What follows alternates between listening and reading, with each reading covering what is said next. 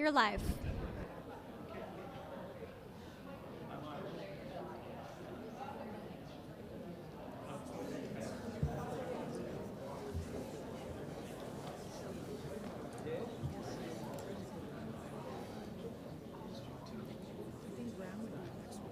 Your life. Yeah, we'll figure it out.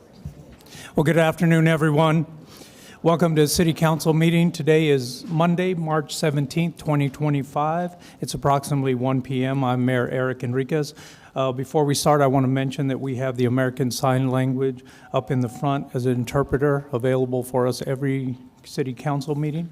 We will start with a moment of silence for the brave men and women of the United States Armed Forces as they protect our interests around the globe, as well as the courageous men and women of the Las Cruces Police and the Las Cruces Fire Department that keep our city safe 24/7, 365.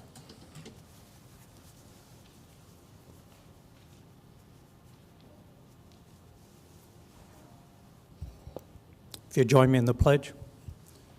I pledge allegiance to the flag of the United States of America and to the republic for which it stands, one nation, under God, indivisible, with liberty and justice for all.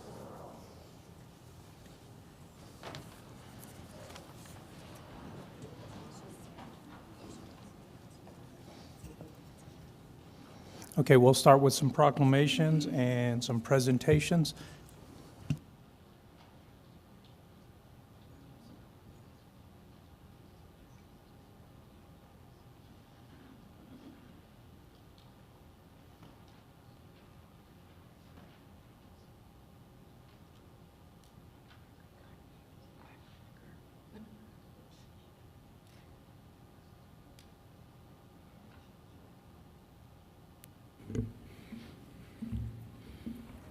Okay, we'll start with our proclamations first. We have 3 proclamations and then 3 recognitions that we have.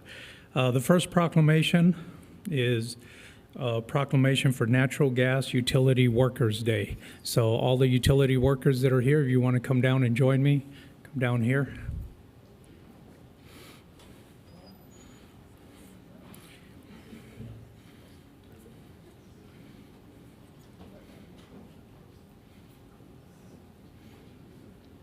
That's half of council chambers already. Yes, sir.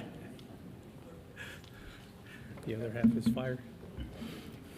So I'll read the proclamation. Whereas in 2015, the American Public Gas Association designated March 18th as Natural Gas Utility Workers Day. And whereas this date was chosen to honor the memory of the New London, Texas school explosion on March 18, 1937, which led to the widespread odorization of natural gas and heightened focus on safety. And whereas safety remains a cornerstone of natural gas distribution, and the employees of natural gas utilities work tirelessly to ensure the delivery of natural gas is safe as possible. And whereas the attention, professionalism, and dedication of our utility workers are vital to maintaining the safety and reliability of natural gas distribution in Las Cruces. And whereas the Natural Gas Utility Workers Day and throughout the year, the City of Las Cruces acknowledges and appreciates the essential service provided by our natural gas and energy utility workers to our community. Now, therefore, we, the Mayor and City Council of Las Cruces, New Mexico, do hereby proclaim March 18th, 2025 as Natural Gas Utility Workers Day. Thank you.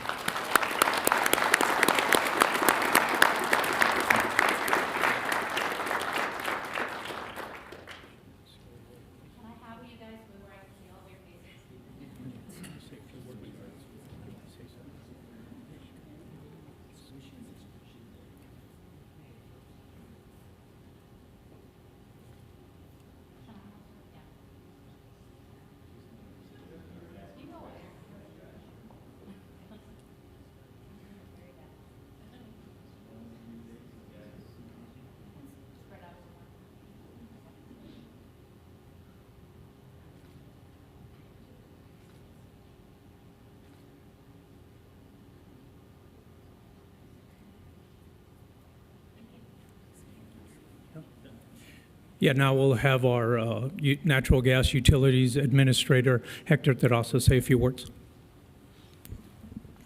Council, Mayor, as Deputy Director for Natural Gas, I really appreciate you taking the time to recognize our hardworking staff in the natural gas line of business. Thank you.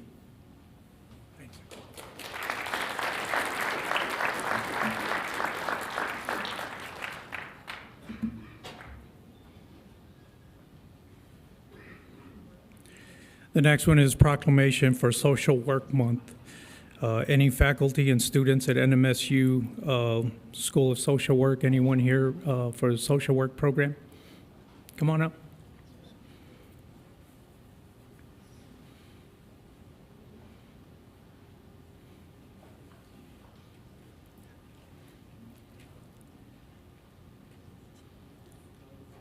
You're in the social work program. All right. Okay. Good to see you. We have more.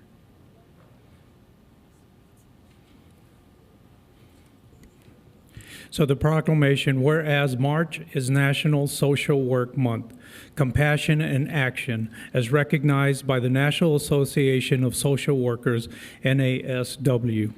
And whereas for generations, the social work profession has been at the forefront of improving human well-being and meeting the basic human needs of all people in this nation, guided by the foundational principles of service, social justice, dignity, and worth of the person, importance of human relationships, integrity, and competence.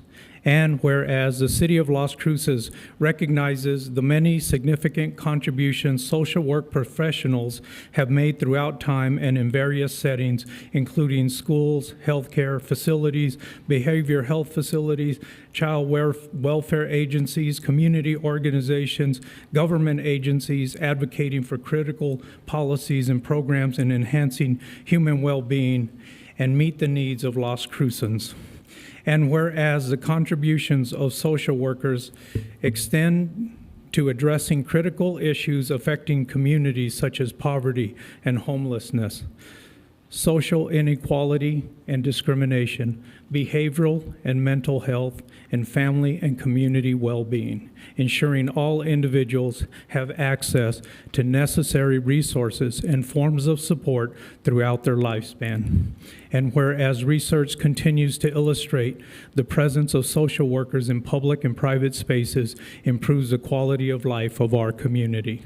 Now, therefore, we, the Mayor and City Council of Las Cruces, New Mexico, do hereby proclaim March 2025 as Social Work Month. Thank you all for what you do.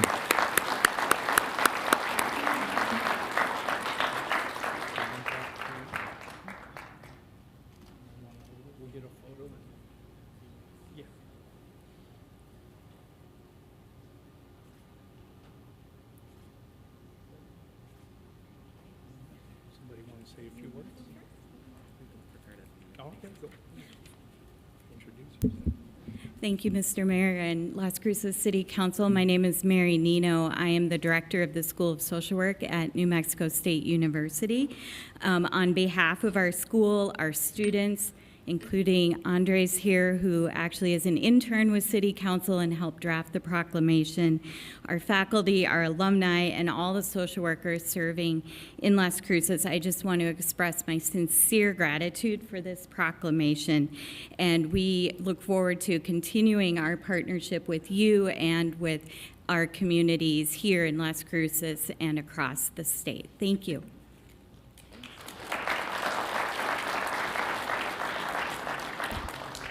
Hi, good afternoon, everyone. I'll keep it a little bit short. I had prepared a really long speech, and then I realized, oh, maybe that's too long. So I'll just shorten it down. But yes, my name is Andres Uribe. I am an intern here with the City of Las Cruces.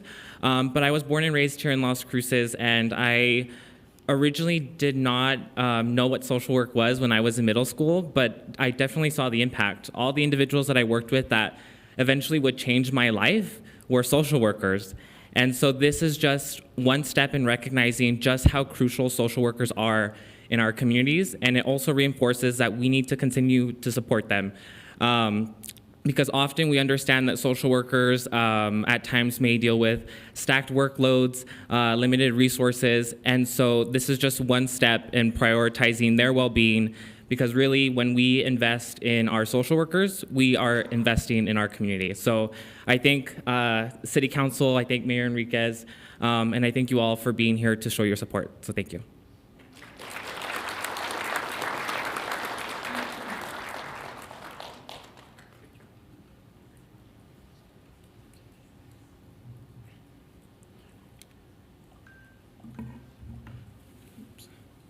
The next proclamation is the Las Cruces Symphony presented to Scott Lucas.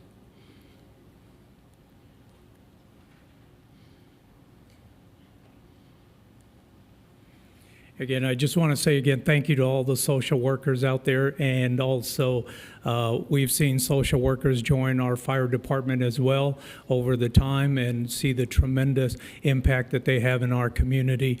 And furthermore, I would be remiss if I did not give a shout out to my wife, who was a social worker for 30 years. So I just have to get that out.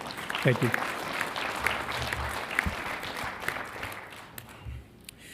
So the next one is the Las Cruces Symphony. Whereas the Las Cruces Symphony in Las Cruces Professional Orchestra giving performances for over 65 years.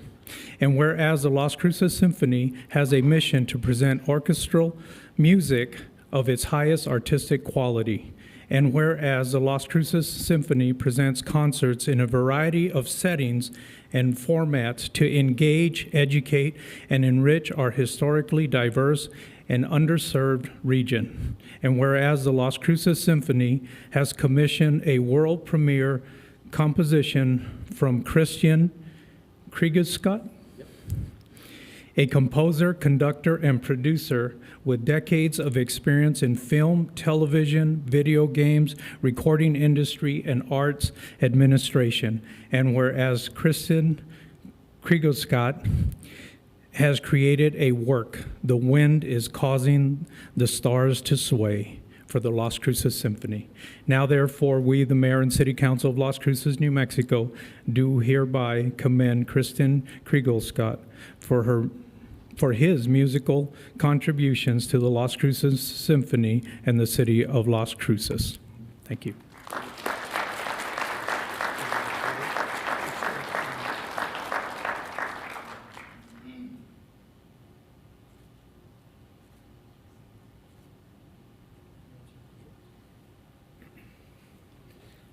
Hello, everyone. My name is Scott Lucas. I'm on the board of the Symphony, and we're recognizing Christian Kriegsgott today. All of you in this room have heard his music.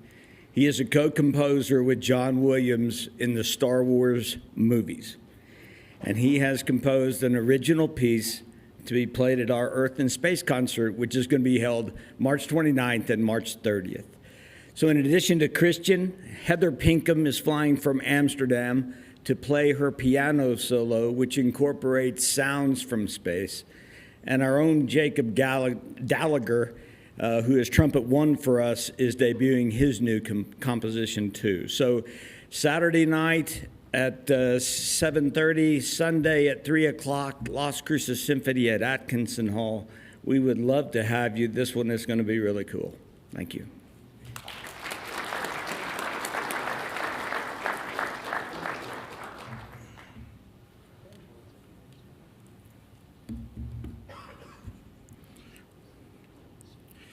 This next one is a recognition, is a certificate, is proudly presented to one of our very own, our lieutenant of the fire department, Mark Aranda, for his certificate of excellence. Mark, if you want to come up here.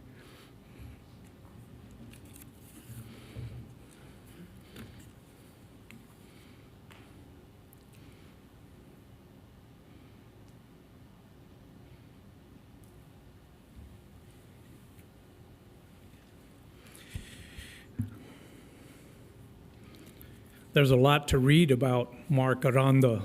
There's a lot to say about Mark Aranda. I said Mark is one of ours because he is a lieutenant with the Las Cruces Fire Department.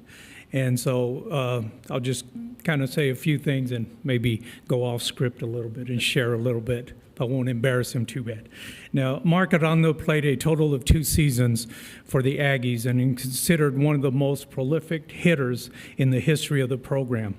After 2 years at El Paso Community College, where he was the Western Junior College Athletic Conference co-MVP his sophomore year, Aranda joined the Aggie outfield.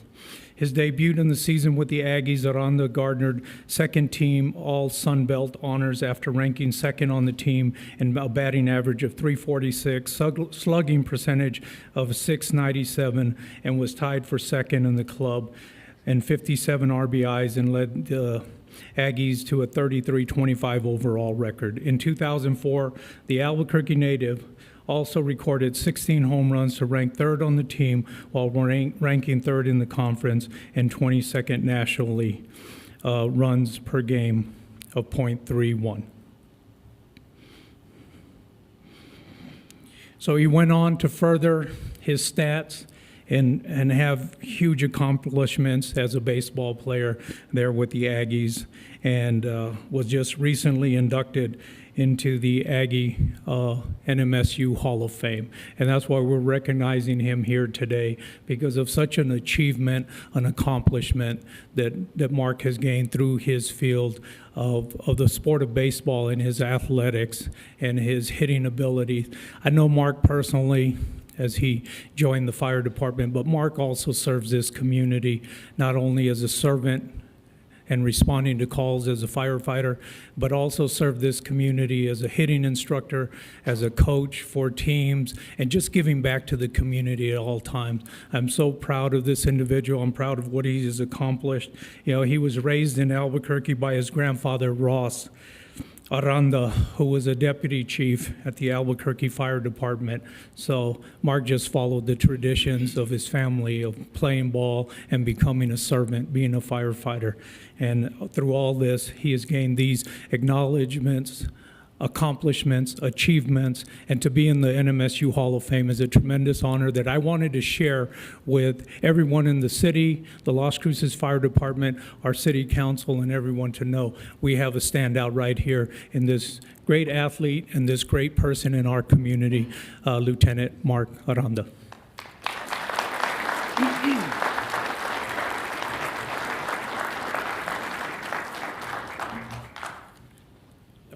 Let me read it. It says, Certificate of Excellence. This certificate is proudly presented to Mark Aranda in honor of his outstanding performance and recognition of his high standards of excellence.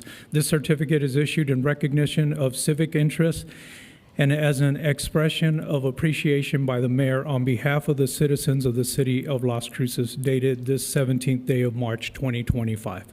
Congratulations.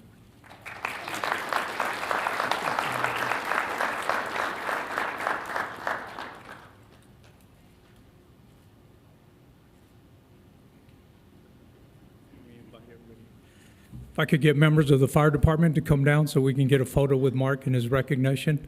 Come on. Everybody. Come on. Even the guys wearing suspenders. Scott. And with that, I'll turn it over so Mark can say a few words.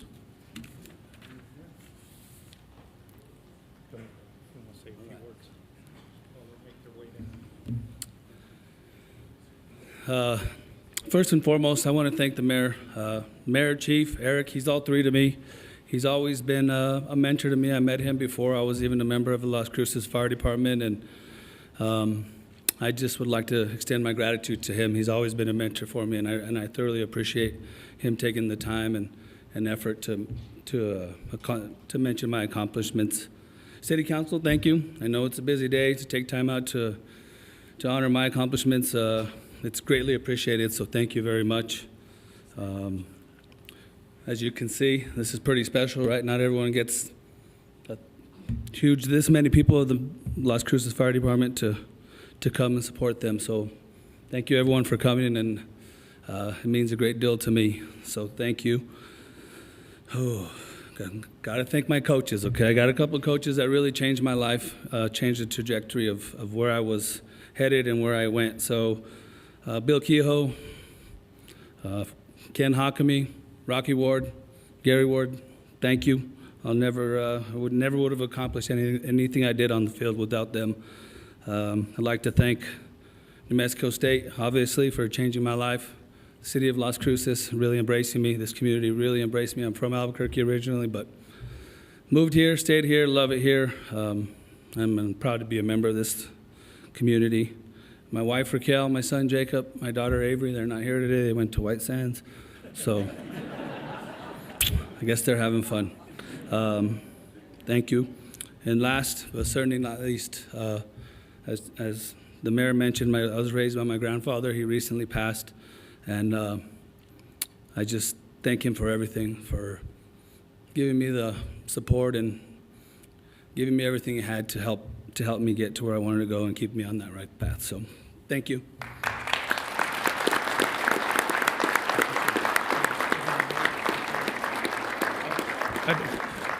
Jennifer, one second. I'd like to call up Chief of Staff from NMSU, Justin Bannister. You want to come up and join us in the photo? Is there anybody else from NMSU? You want to? Come on. No, it's just the partnership that we have and you know, all his accolades at NMSU. We just want to bring members of NMSU also to be here with us.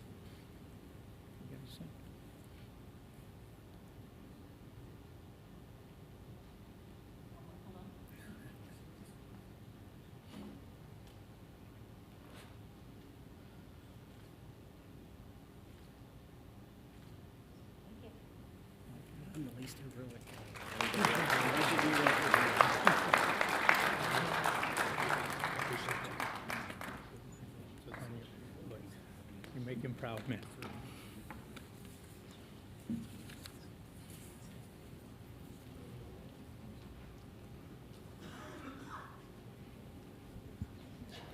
Next, we have a recognition for recognizing the Mesilla Valley Balloon Rally organizers for their dedication of reviving the long-standing event in Las Cruces. After a 14-year hiatus, the event came back full swing over the weekend on January 17th through the 19th. All of the organizers, volunteers, and balloonists put in countless hours of planning as well as weathered extreme conditions and long hours over the holiday weekend to ensure this event was a success. Save the date for 2026 Mesilla Valley Balloon Rally to be held January 16th through 19th in 2026, extending to an add of an additional day. Thank you.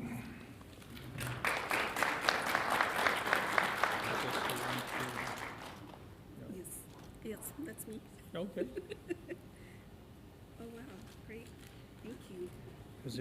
Was there to each one of them?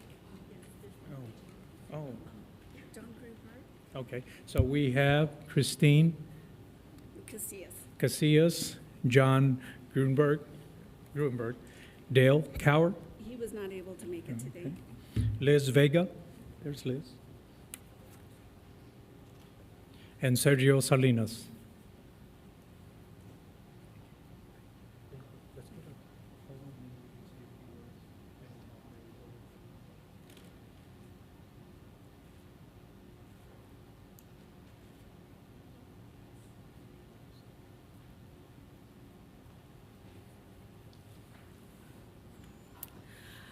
I am very humbled by my hometown. I grew up here in Las Cruces with hot air balloons. I have some very fond memories of my mom banging down my door when I was a kid. I'd rather have been watching cartoons, but she wanted us in the car right now to go chase after a hot air balloon that was flying over our neighborhood. And that was my first memory of hot air balloons. I was maybe, 11 at the time, I think. So fast forward, I end up moving to Colorado for a few years where I met John Grunberg. John Grunberg is a pilot of 40 plus years. He's flown up and down the East Coast and settled in Colorado where he was actively involved with hot air ballooning. So we met, and I'm like, okay, you got to come with me to Las Cruces. There's hot air balloons there, so you can imagine my dismay that during my absence, the Mesilla Valley Balloon Rally was in their hiatus. We were looking for somebody who could help us put it on. Through a series of coincidences and opportune moments, we met Liz Vega through Visit Las Cruces, and she was looking for somebody who would be willing to organize it. So match was made in heaven right then and there. Through their encouragement, through their guidance, the Mesilla Valley Balloon Rally has been resurrected with the mission of engaging, encouraging, and educating the community in the oldest form of aviation, hot air ballooning. So as a gesture of thanks to the city of Las Cruces and to the chamber and to Visit Las Cruces, we have this gift bag that we'd like to present. It is a representation of everything Las Cruces, including wines and other goodies. So thank you very much.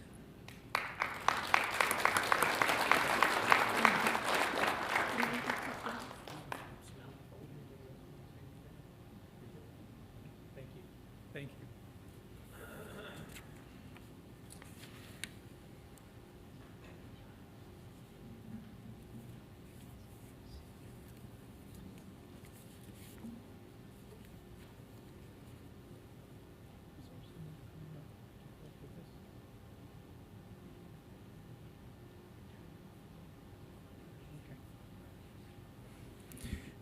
The next is a recognition of students for their contributions to get to know your local government.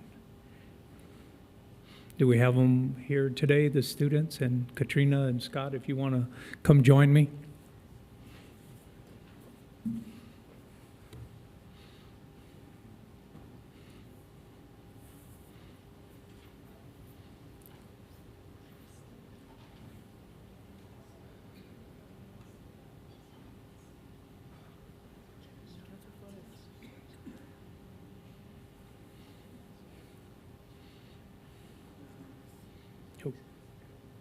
Everybody's nervous.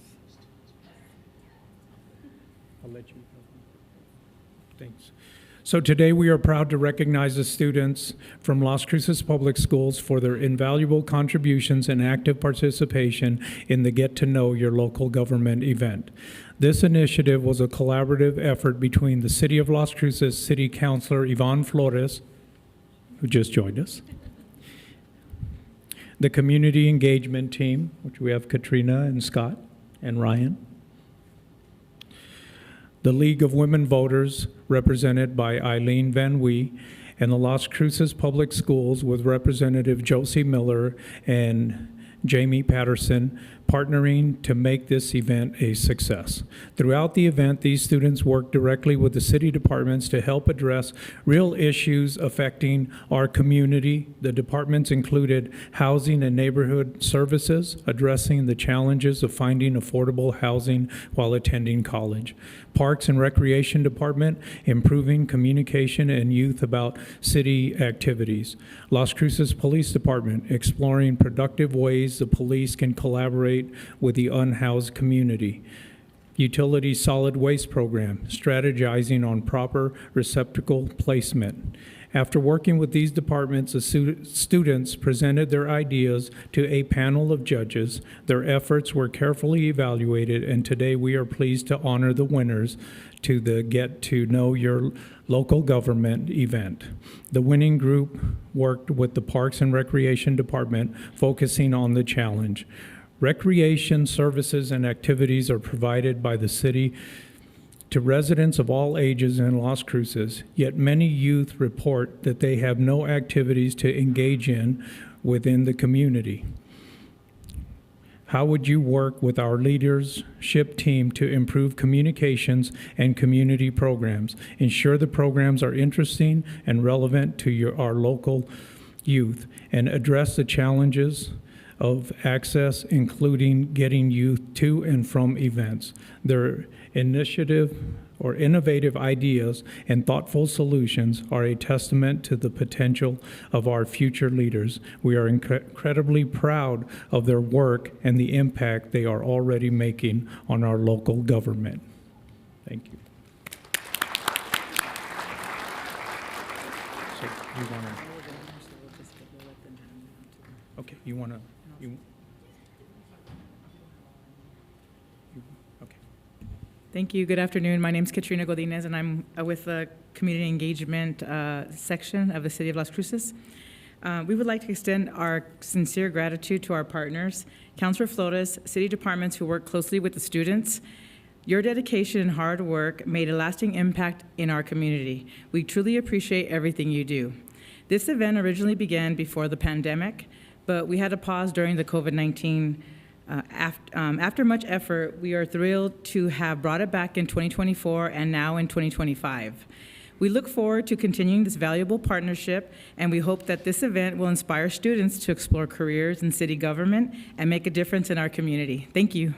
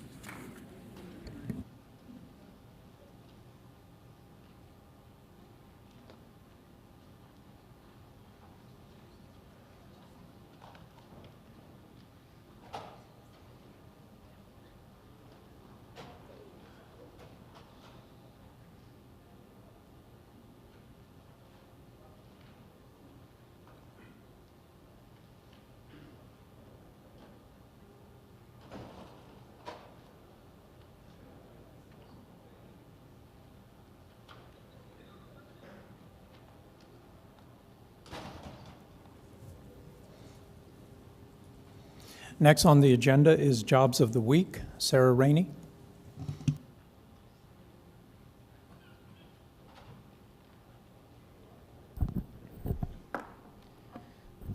Good afternoon.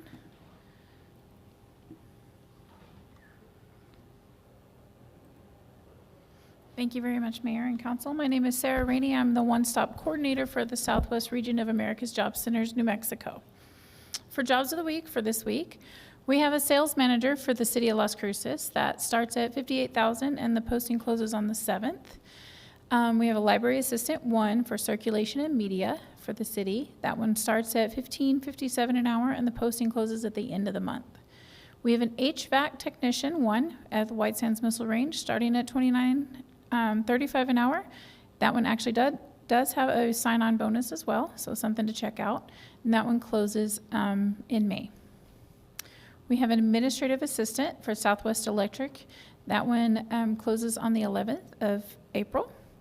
A development technician, community development for Doña Ana County, starting at $16.07 an hour, and the posting closes on the 27th of this month, so pretty soon on that one. We have a residential door technician for DH Pace Company. That posting closes on the 11th of April as well. Just a reminder, we have the Community of Hope Job Readiness event, the monthly event that we hold out at the Community of Hope. That one will be in a different location. Actually, we were previously in the library, but they're doing some renovations. They kicked us out last month, but we're able to hold it this month. We're going to be at the soup kitchen. So anybody that's interested, please come join us over there. It will be on the 19th of this week, Wednesday. We also have an El Paso Veterans event coming up. We have our annual Mock It Till You Rock It. That is where the juniors and seniors of our Las Cruces community come and practice their interview skills. If anyone is interested in being an interviewer and helping out with this event, please log on to employeenm.com. We have more information on there about that. You can register to be an interviewer and come see how our kiddos are doing and see how their skills are. It's pretty fun. The next day at the convention center as well. The Mock It Till You Rock It is at the convention center too. Sorry, I forgot to mention that. The next day we will have our Heroes Hiring Heroes employment event. This is going to be veteran focused, but it is open to the public. So everyone is welcome to come to our event. We will have the resume writing, we'll have the interview skills, we will have all sorts of assistants to come and help you find your new job or change in careers, whatever you're wanting to look for. We will be there. There's plenty of employers that have signed up. If you're wanting to sign up and you're an employer, you have any openings, please reach out to us as well. So again, you can reach out to us on employeeNM.com or come see us at the Alameda Boulevard office. Thank you.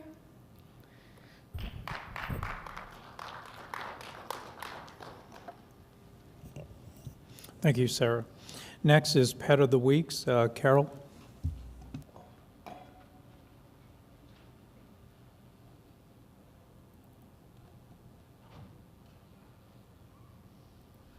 Good afternoon. I'm Carol Nilsson, Digital Content Specialist for the Animal Services Center of the Mesilla Valley. Just as a reminder, anytime dogs and cats are promoted for Pet of the Week, they're available all week at no cost the week they are promoted. And if you would like to arrange a meet and greet with a foster animal, please contact our center ahead of time.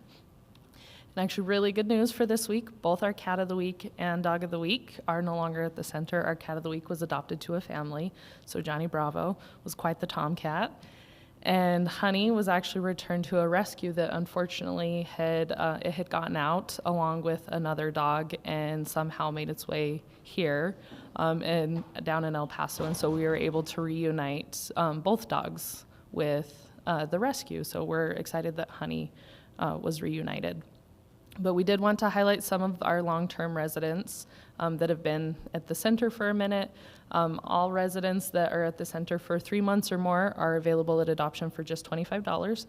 Dora has now been at the center for 433 days, so we would love to see some community support behind her to get her out of the center. Alice, 286 days. Luna, 276 days, and Tony, 269 days. So we have some great options. Even though they're long-term, they're also really great for adoption. So, and then this week, we are going to be at PetSmart on Friday, March 21st from 10 to 1. We're actually going to be at PetSmart every Friday for the rest of the year. So we're excited about that. And then we have our big on-site event, the Luck of the Paw. So come on out to our center from 12 to 2. We'll have some great games and just wonderful pets to meet and adopt. And if you're not ready for adoption, you can also consider fostering as well. So, and then as always, feel free to visit our website for more information or find us on social media. So thank you for the time today.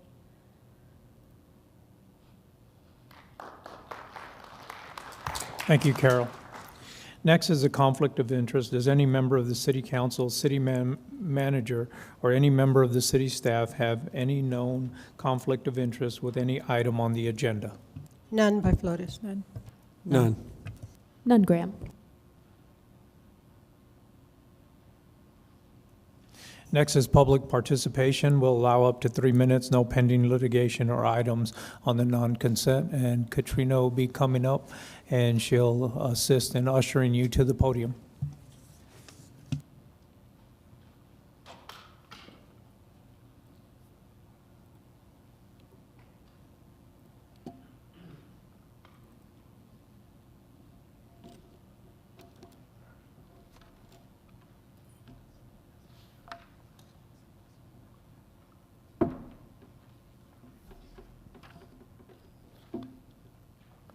Mr. Mayor and Council, I am Dr. Earl Nissen, and I live in Las Cruces.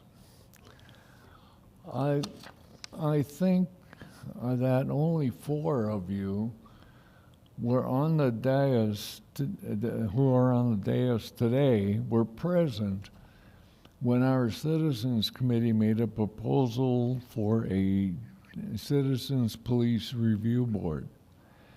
As I recall, 4 of you voted for the board, and in final discussions at that time left the door open for future discussions. We now have the same citizens and a few more coming forward to broach the reopening of discussion of establishing a citizens police board of some type in view of things brought out in the recent trial of an officer.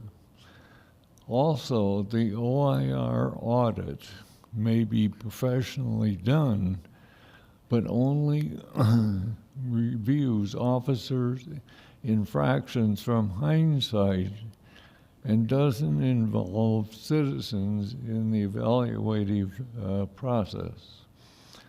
The public meetings that OIR had recently were informative because we did have the LCPD Internal Affairs Officer there to answer questions. What we need is a system for hearing complaints and the ability to discuss policies that affect the public. Since we are always up against time restrictions, Mayor, we are requesting that we be put on the next regular meeting agenda for a discussion on implementation of a police review board. I shall make this request in writing to you also. Thank you.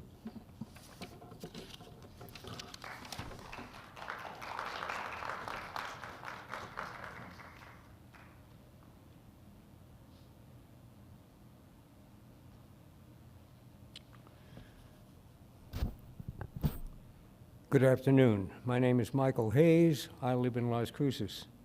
I want to talk about fear.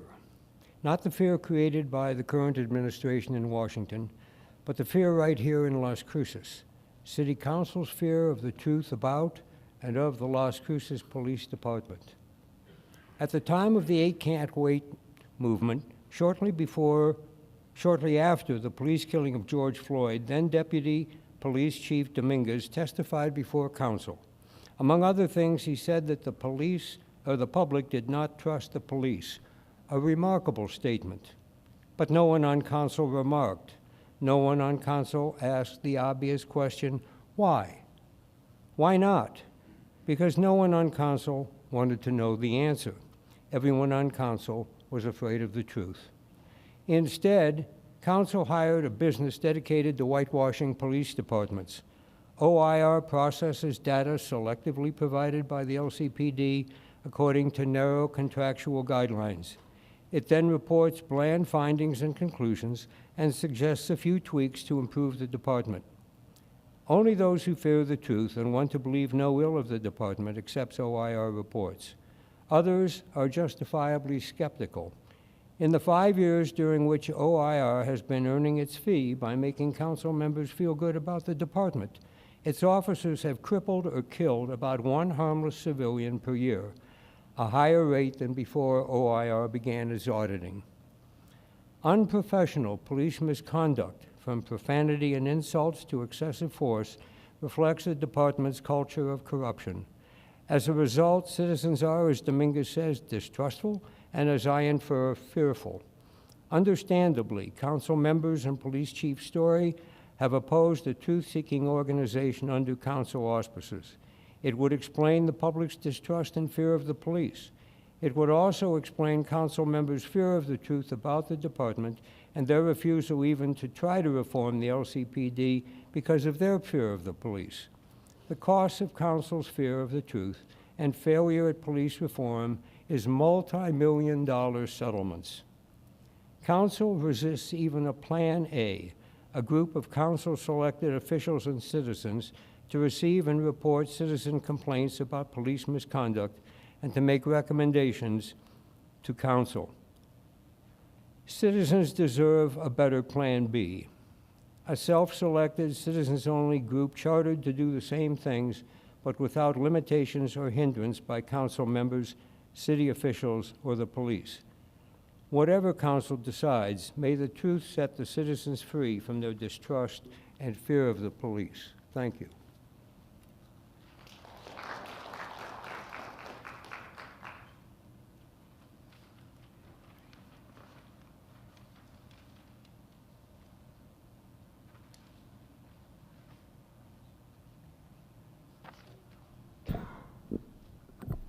Robert Lee Butler, you spell that B-U-T-L-E-R, Los Cruces. Hello, everyone, especially you, our glorious, gracious, and very grateful United States President, I mean to say, Mayor of Los Cruces, of our beautiful city. Let's all always support blessed Aggies. Now, I'm going to the body. This is very serious. This very distinguished council board will immediately institute our heavenly city, county, and superb territory immediately to be divinely administered a no kill policy concerning our pets. And that's pretty much it.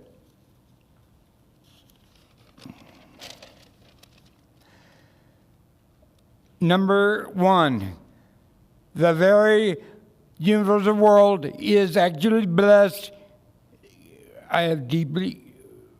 Oh, Baptiste, may I address the council's honor, Mayor? Yes, go ahead and continue with your 3 minutes. Okay, thank you very much. Mr. Baptiste, you have a son, I believe, named Bill Matisse Jr. He will be a Republican president on the Republican Party. Number two, there is a very distinguished young man by the name of Mateo, governor of New Mexico. Kelly O'Connell is mentoring him. Number three, I forgot to say Mike Beckett of COAS. He's number one. He has the voice of the Mexico. You are to listen to him talk. He is a very good man. 2 4-year terms immediately. There was a man by the name of Luis. He's a neighborhood young man with a beautiful, gorgeous dog. He qualifies to be president of the United States. But we need the whole community's help on this. That's all for now. Thank you very much. Goodbye. Where'd you go, Bill?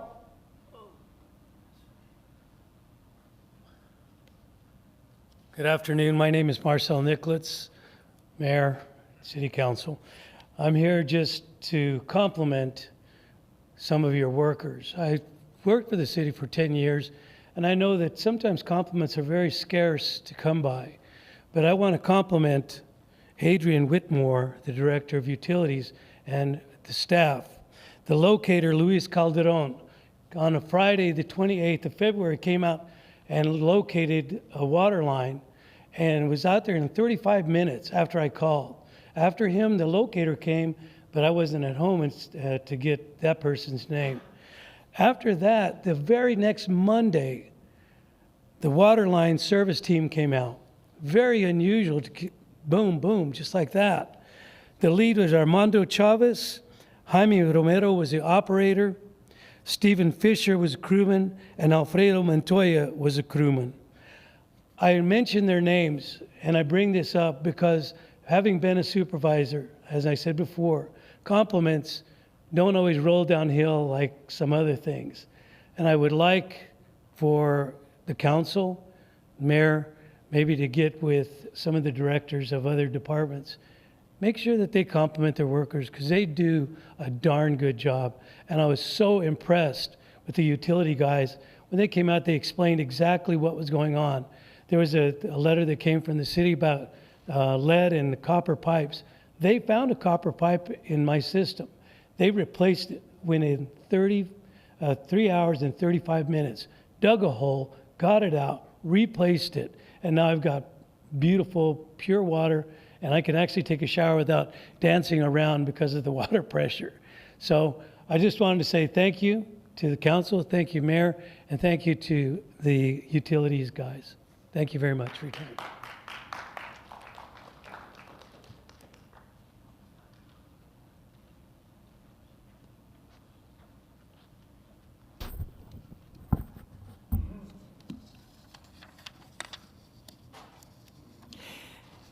Mayor, council, and those watching online, I'm Lynn Moorer. In a democracy, the citizens, we riffraff, hold our government officials accountable. We are now engaged in good citizenship regarding the new lead and copper rule, digging up facts from authoritative sources and bringing them to the attention of those who have responsibility to act upon them.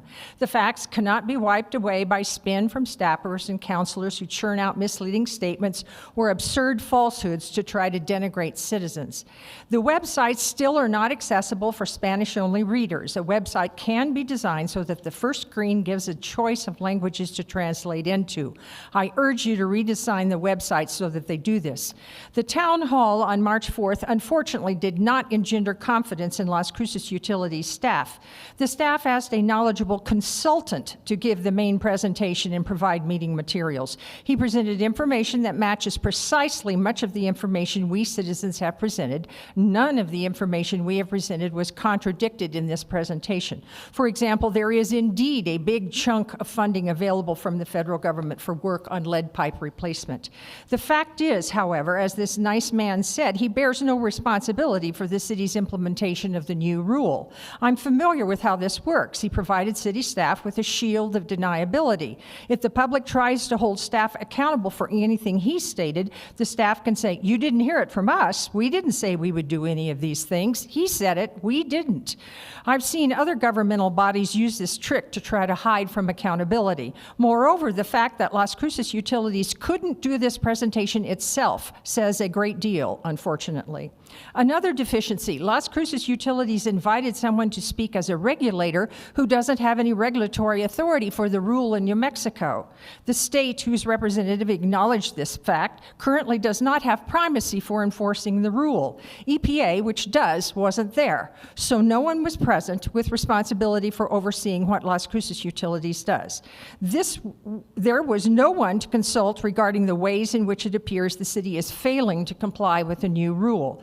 An example is the city's failure to verify properly the technique it uses to identify what pipes are made of. As EPA says, verification goes beyond just checking the meter box. Plus, staff can't explain why the city's online inventory has major holes in it. 44% of 225 addresses from all parts of the city reviewed indicate no service lines found. Nor could staff explain why each of the addresses which have service lines show unknown for the customer-owned part of the line, even though some of these properties have been checked by city staff, who then informed the property owner they were not lead. Since then, further research shows the inventory hole is even larger. 63%, almost two-thirds of 600 addresses show no service lines found. In sum, these are facts causing citizens' concerns to continue about Las Cruces Utilities' competence. Thank you for this opportunity to speak.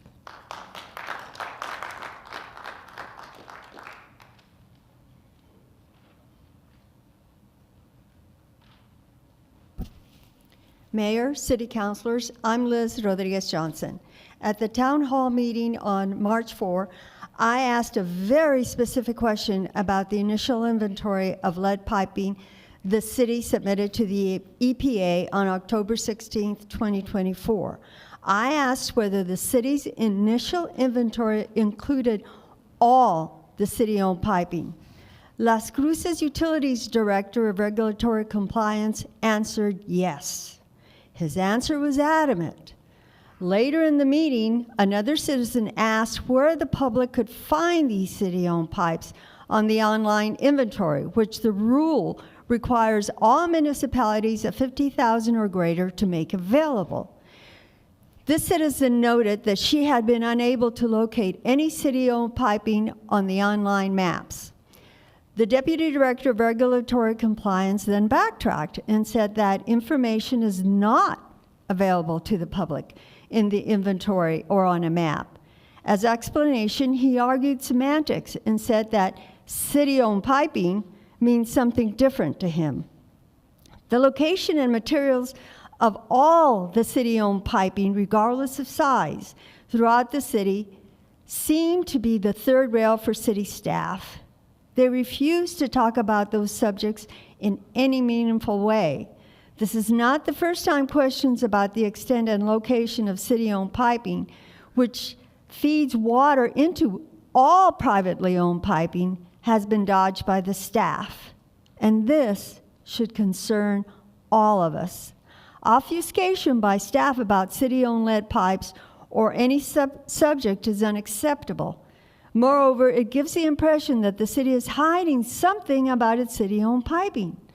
The Utilities Department needs to post a comprehensive map online that allows any citizen to locate where all the city-owned mains, transmission lines, and any other sort of piping are, regardless of the size. The map should show when they are installed and what they are made of. Of course, this map needs to be fully accessible in Spanish and English. Property owners with lead pipes who are being required to replace their piping at their own expense need to have complete confidence that before they go through that considerable expense, that the water flowing to them is not coming through any kind of city-owned lead pipes. If there are gaps in the city records and or gaps in the city knowledge regarding all the city-owned pipes, Las Cruces Utilities personnel need to acknowledge it and then openly take immediate steps to fill those gaps. Thank you.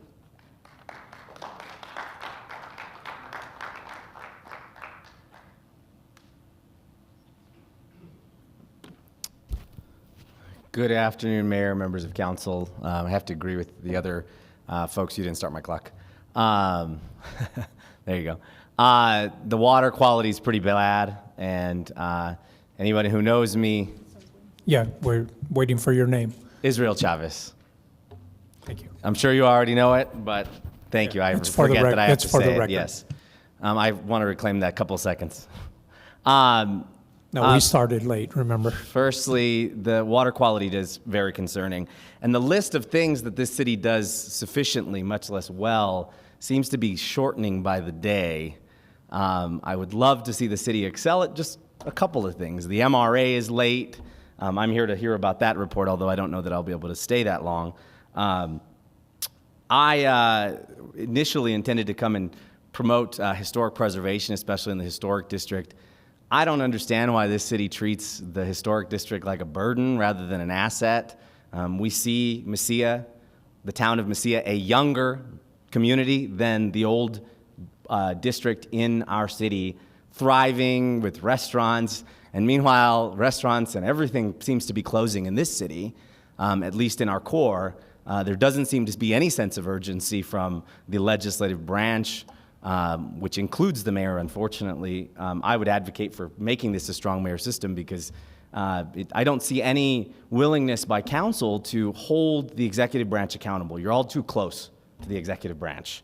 I found a 50-page study, because you all love to approve money for studies about the historic district with a bunch of suggestions that have done nothing. This is not a new study. It's an old one. And so we pay for these studies repeatedly. They sit on a shelf and gather dust, and we don't do what we say we're going to do when it comes to infrastructure, when it comes to policing, when it comes to water, when it comes to the adobe buildings in our community. They are a finite and endangered species.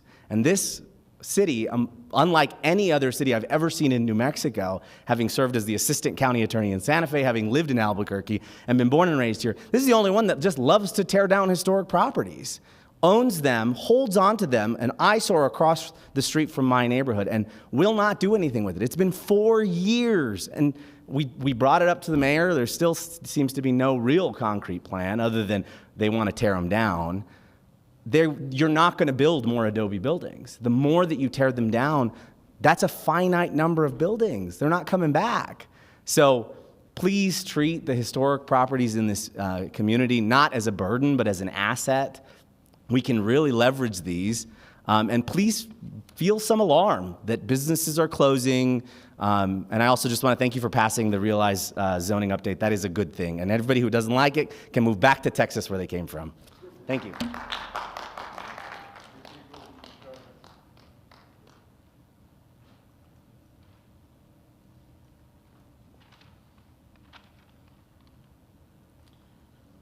Good afternoon. Good afternoon, councilors and Mr. Mayor. My name is Jim Hurst. Diversity, inclusion, and equality are three dirty words, according to our president, Donald Trump. Our president wishes to delete these words from the American vocabulary. I object to that, and I hope you do too. Diversity, equality, inclusion have been the watchword of these United States of America since our founding, and should always remain so. The American story begins with the words, "All men are created equal." How can a nation deny the very words that gave it life and remain faithful to its founding heritage? It is impossible to imagine our story beginning any other way. Can any deny that America was intended to be a nation that valued equality? Diversity. Our founders had a phrase for that, e pluribus unum. It's just fancy Latin for diversity. The phrase is not just a recognition of our differences, but a celebration of them. You cannot reject the value of diversity without rejecting the motto, e pluribus unum. If you reject that, then you have rejected that the American people are defined by our common ideas rather than by genetics. You cannot harm American blood because there is no American blood. There is only mixed blood. There is no more mixed blood in the world than American blood. Give me your huddled masses yearning to breathe free. America is a great nation because refugees from all over the world's dysfunctional countries and societies have found a home here. We are, for the most part, the children of the huddled masses who yearned to breathe free. America is the very definition of inclusion. Diversity, equality, and inclusion cannot be eliminated from the American vocabulary without eliminating the American mentality. They are the three words that best define the American dream. If you remain faithful to them, you will remain faithful to America and our Constitution. Thank you.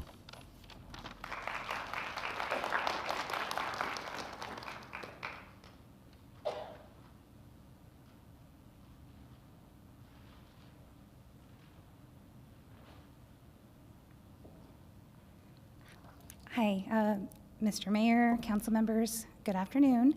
My name is Sada Hips. I am a bachelor's level social work student doing my practicum with the Doñana County Resilience Leaders. I wanted to extend an invite to you and everyone here and anyone listening to come to our 100% Family Center grand opening. The 100% Family Center is centered around serving children from ages 0 to 5 and their families, connecting them to resources, offering parenting solutions, connecting them to the things that they may need to build and become resilient families, which can only benefit our community here in Las Cruces. I think that's all I have to say about that. If you have any questions, we'll be here. I'm going to leave this with you as well, and I hope to see you all there. Yeah, thank you, Sarah. That's what I was going to say. If you could leave that with our Yes. clerk, Oh. the flyer, and she can make copies and distribute to us. Yes. and When is the date? Thank you. So the date is March 28th, this next week at 9 a.m. And yes, it'll be at the Roadrunner Food Bank on 2100 North Main. Okay, I'll just hand it to y'all. All right, thank you.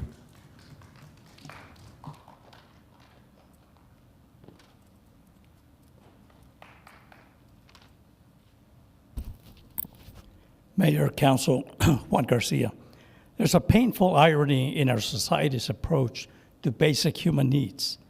We stand on podiums and declare affordable housing, a fundamental right. Our voices echoing through city halls and social media. Yet when confronted with a desperate shortage of doctors and nurses in New Mexico, those who tend to our sick, comfort our dying, and bring new life into this world, our impassioned pleas fall silent. The contrast speaks volumes about our selective empathy, about the shadows we choose to acknowledge, and those we leave unexplored. Perhaps the greatest tragedy lies not in these shortages themselves, but in our inconsistent will to address them. Follow the money. Follow the money. 9 March, Albuquerque Journal. Headlines, and I quote, "A malpractice bill has yet to be heard in Senate committee. All of the Democratic committee members had campaign donors connected to the issue." And I continue, 5 Democrats on the committee where a medical malpractice bill is waiting to be heard received some of their largest campaign contributions from the New Mexico Trial Lawyers Association. And I continue, in 2022, New Mexico had the highest medical malpractice insurance loss ratio in the country, according to a recent Think New Mexico report, meaning that insurers paid out 183% of the premiums they took in. New Mexico was one of the 7 states where insurers lost money, making it more expensive for them to function in the market. The New Mexico Trial Lawyers Association, PAC, spent $556,000 in the 2024 election cycle, according to the New Mexico Secretary of State database. Its largest donations were $52,000 to the Brian E. Golf Speaker Fund, a PAC that works to grow the Democratic majority in the state. In my opinion, the bill failed because the progressives were against it. Favors can be, quote, bought in the New Mexico legislature regardless of the suffering in the community, but our politicos don't care. On a different note, regarding one of our counselors, who is not here today, who enjoys speaking of mis and disinformation, at the last meeting, perhaps she was trying her hand at humor, or maybe practicing disinformation, or virtue signaling. But there is no, quote, Trump-Musk administration. It's the Trump-Vance administration. And finally, I'd like to thank LCPD for their efforts in keeping our community safe. Thank you.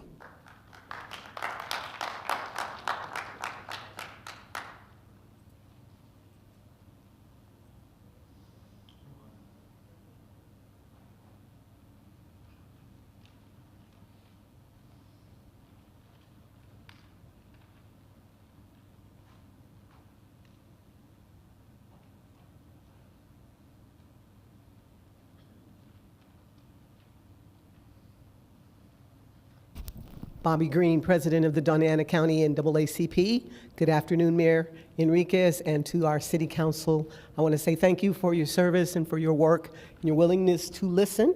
I believe I've had discussions with all of you, and I appreciate your compassion for your job, your empathy. I mentioned a couple of years ago that we were going to have some difficult conversations, and now it's several years later, and several millions of dollars in litigation has changed hands. I went to the police transparency page. It was very well done. There was a lot of data on that page. But what was missing from that page is what happens when there are repeat complaints of excessive use of force. I haven't seen that. I would like to know what happens with that. I also would like to request respectfully that you reconsider looking at our proposal, which we made a couple of years ago. We submitted a resolution. It took a minute to get it on the agenda, but we did get it on the agenda, and we did have a working session. I would like to pick that information back up and start the dialogue again, because the circumstances have changed, have gotten worse, in my opinion, and the players have changed as well. So many of you are new. We're not there a few years ago when this happened, so I hope that we can look at it with a clear set of eyes, with brand new lenses, and look at it from the perspective of being something that's going to be good for the community. I've mentioned it many times that we are looking to be, the NAACP is looking to be part of the solution. We do not want to be part of the problem, but we also cannot ignore the fact that there is a problem. So I would like to ask if it is possible to discuss with you getting the citizens review back on the agenda so that we can have some meaningful discussions and so that we can come to a solution. It won't please everybody. It's impossible to please everybody. But I believe we can do some things with just a few adjustments. We can make some changes that will be beneficial to this city. I don't like the fact that the city of Las Cruces has a reputation, national reputation, that is negative. We want to put ourselves in a positive light. I want to be part of that positive light, and I know you do too. So I hope we can work together to come up with some smart solutions that won't detract from what we're already doing. Thank you so much for your time.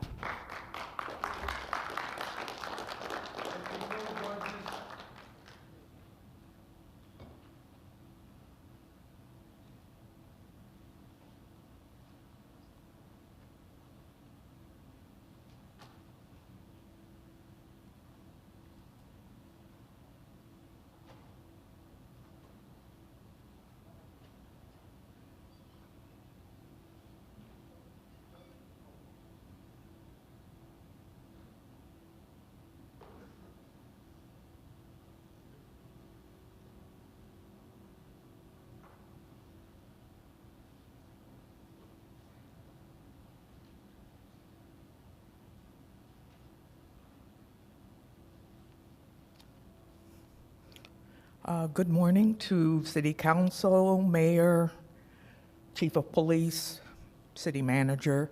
I didn't really expect to say anything today. My name is Delanor Quinn. Thank you.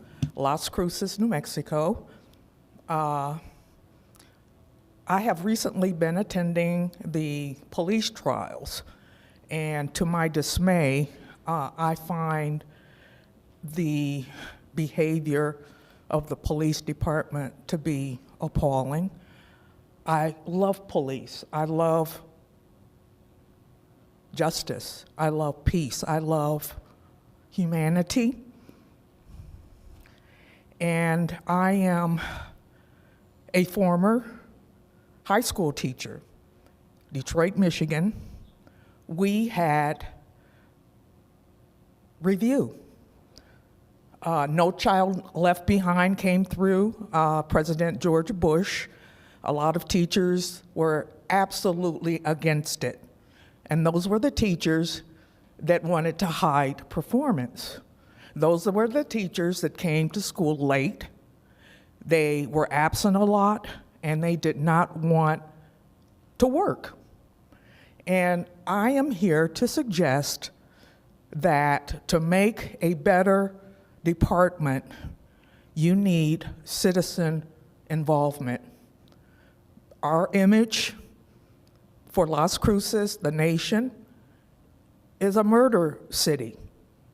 And I believe that with additional change in policy, additional change in the group that conducts the investigation for the police only needs to be modified. I know that after No Child Left Behind came through in Detroit, for me, I was absolutely all for it because I worked very hard every day. I had nothing to hide. I was a high-performing teacher, and I actually looked forward to the review.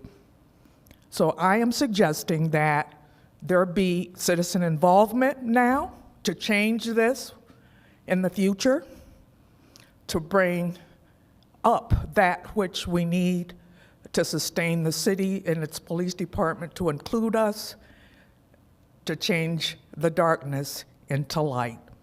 Thank you.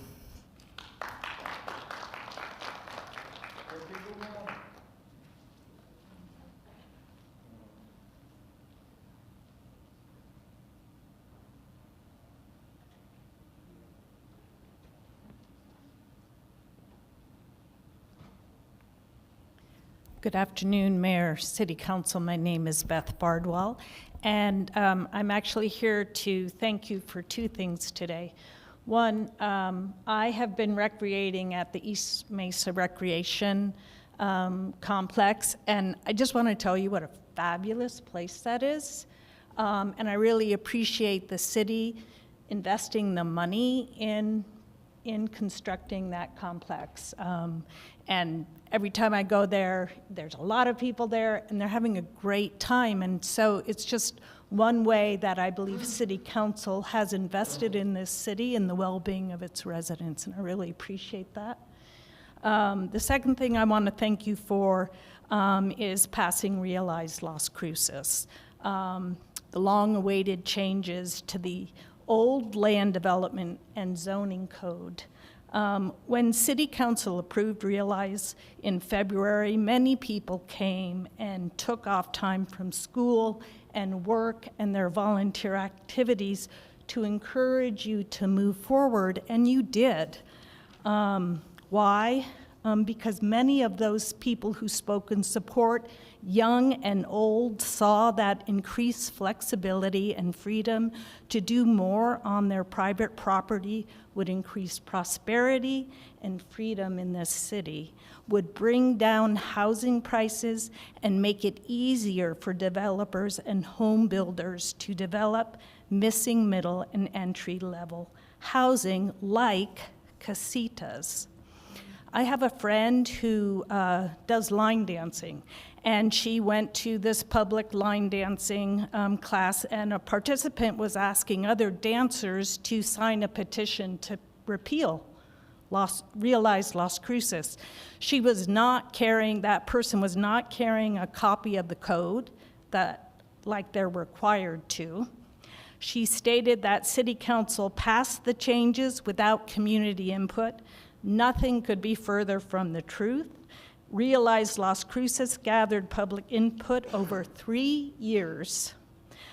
She stated the changes will increase housing prices. And I just want to bring attention to the public and council that the Pew Charitable Trust, a very well-recognized nonprofit organization nationwide, recently published a report that casitas generally rent for less than studio apartments, making them affordable for lower income residents. They increase housing supply and increase home values by adding a rental housing unit to an existing lot that can later serve a family's aging parents or young adults.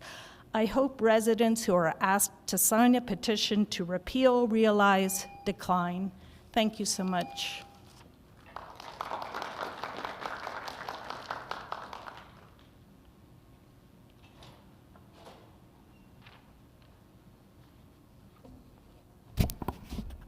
Good afternoon. I'm Peter Goodman. Want to thank Bobby and Earl and the others who've spoken about this and I want to thank you for all that you do and for listening to us and putting up with all the crazy citizens, including myself. For many reasons, this city should have a citizens police oversight board, whether you call it oversight or something else. 3 minutes limits what we can say about the merits, but we have already presented that to you. I'll just say for now, obviously, actions by Las Cruces police officers have killed people, have resulted in huge, humongous damage awards or settlements, and have even involved criminal convictions, whether those stand or not. And I say this without judging any officer. I don't have the expertise, and without forgetting for a moment Jonah Hernandez, the officer who was senselessly and tragically killed last year. A citizen board could have helped prevent some of this, as well as helping to reinstill trust between the community and the police department. Such boards have worked elsewhere. Where they haven't worked, that's for clear reasons in many cases that we can learn from and avoid. In 2023, as has been mentioned, we presented to you at some length a specific ordinance and arguments for it, at the end of which at least 4 of the councilors said, yes, we should discuss this further. Staff and citizens should discuss it, refine it, and bring it back to us. And through a trick of the prior mayor, no further discussions ever happened. Since then, the need has only grown. We are still here to discuss this with you. The problem is still here. It's magnified. So I would urge you, whether it's by signifying your agreement during public or during councilor comment later, or by having this put on the agenda for your next meeting for formal vote, I would urge you to restart those discussions to authorize the city attorney, the police chief, and whomever else from the city to talk with citizens who are interested in talking about this and bring back to you folks the best and greatest proposal that we can. So thank you for your time.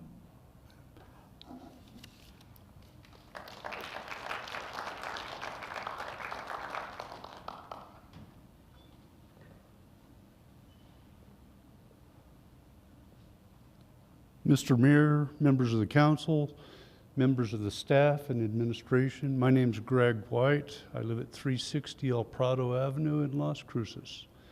The water at my house is undrinkable, so I'm going to say that right up front.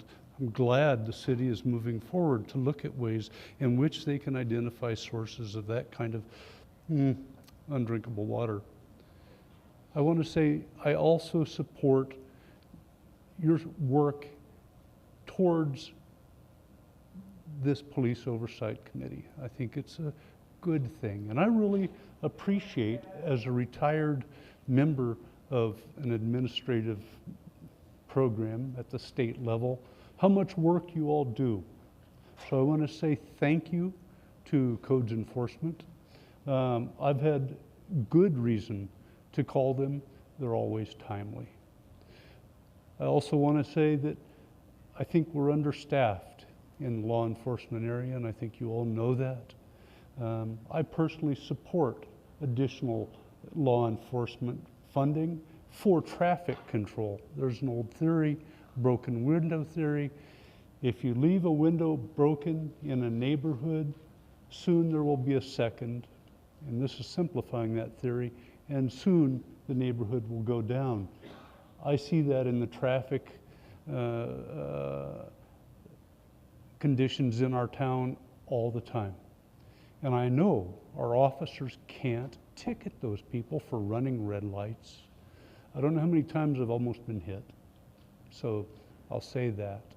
And the third thing I want to say is that I really too, as a fourth generation native of Las Cruces, support whatever you can do to take the condemned houses or the houses that have been abandoned in our historic district and look for alternative uses for them. Sell them, for goodness sakes, to people who want to buy project homes. Find a way to get them, property owners, to pick them up and revise them, to revive them. I think it's wonderful to be able to come here. I value this so much, and I want to thank you again.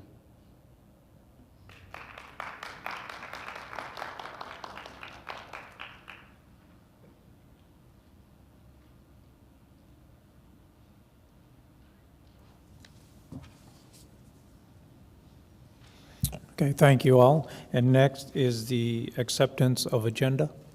Move to approve, Graham. Second. This is on the motion to accept the agenda as presented. Councillor McClure? Yes. Councillor Matisse? Yes. Councillor Graham? Yes. Councillor Cran? Yes. Councillor Flores? Yes. Councillor Bencomo is absent, and Mayor. Yes.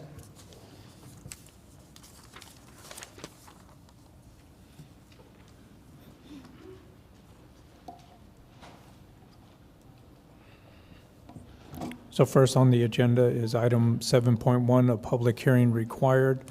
The public hearing is now open at this time. It is 2:24 p.m. Is there anyone here for or against the issuance of this liquor license?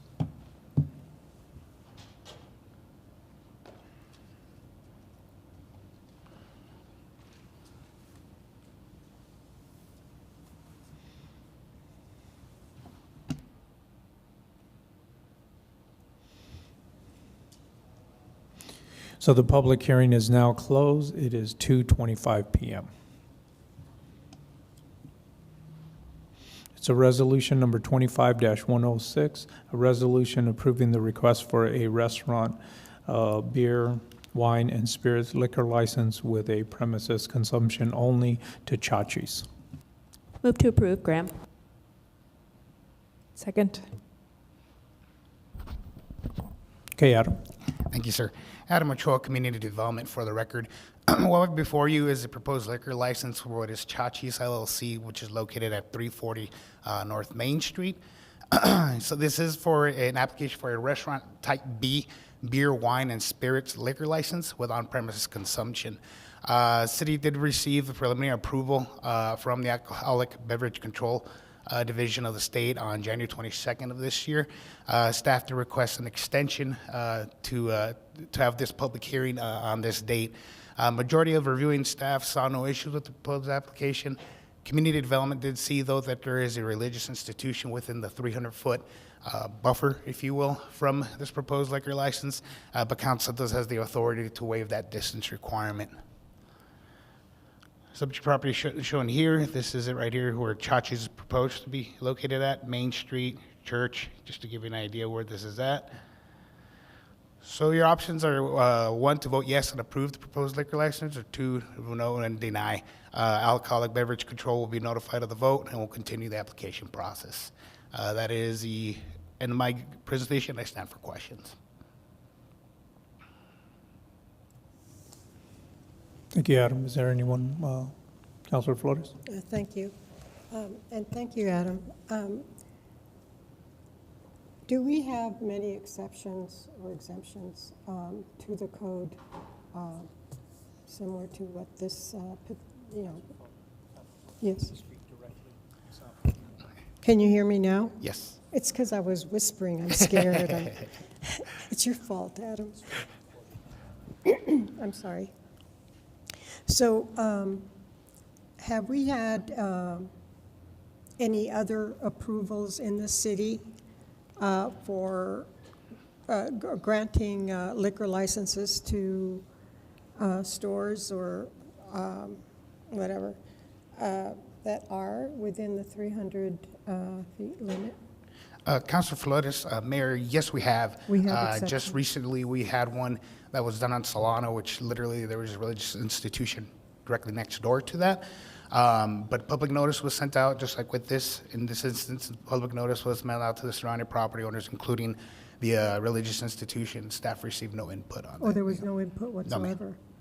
So, but did you have like a sign, receipt notice type of thing to assure that the notice was received by the institution and the neighboring whatever? I mean, do you have any proof that they actually received it?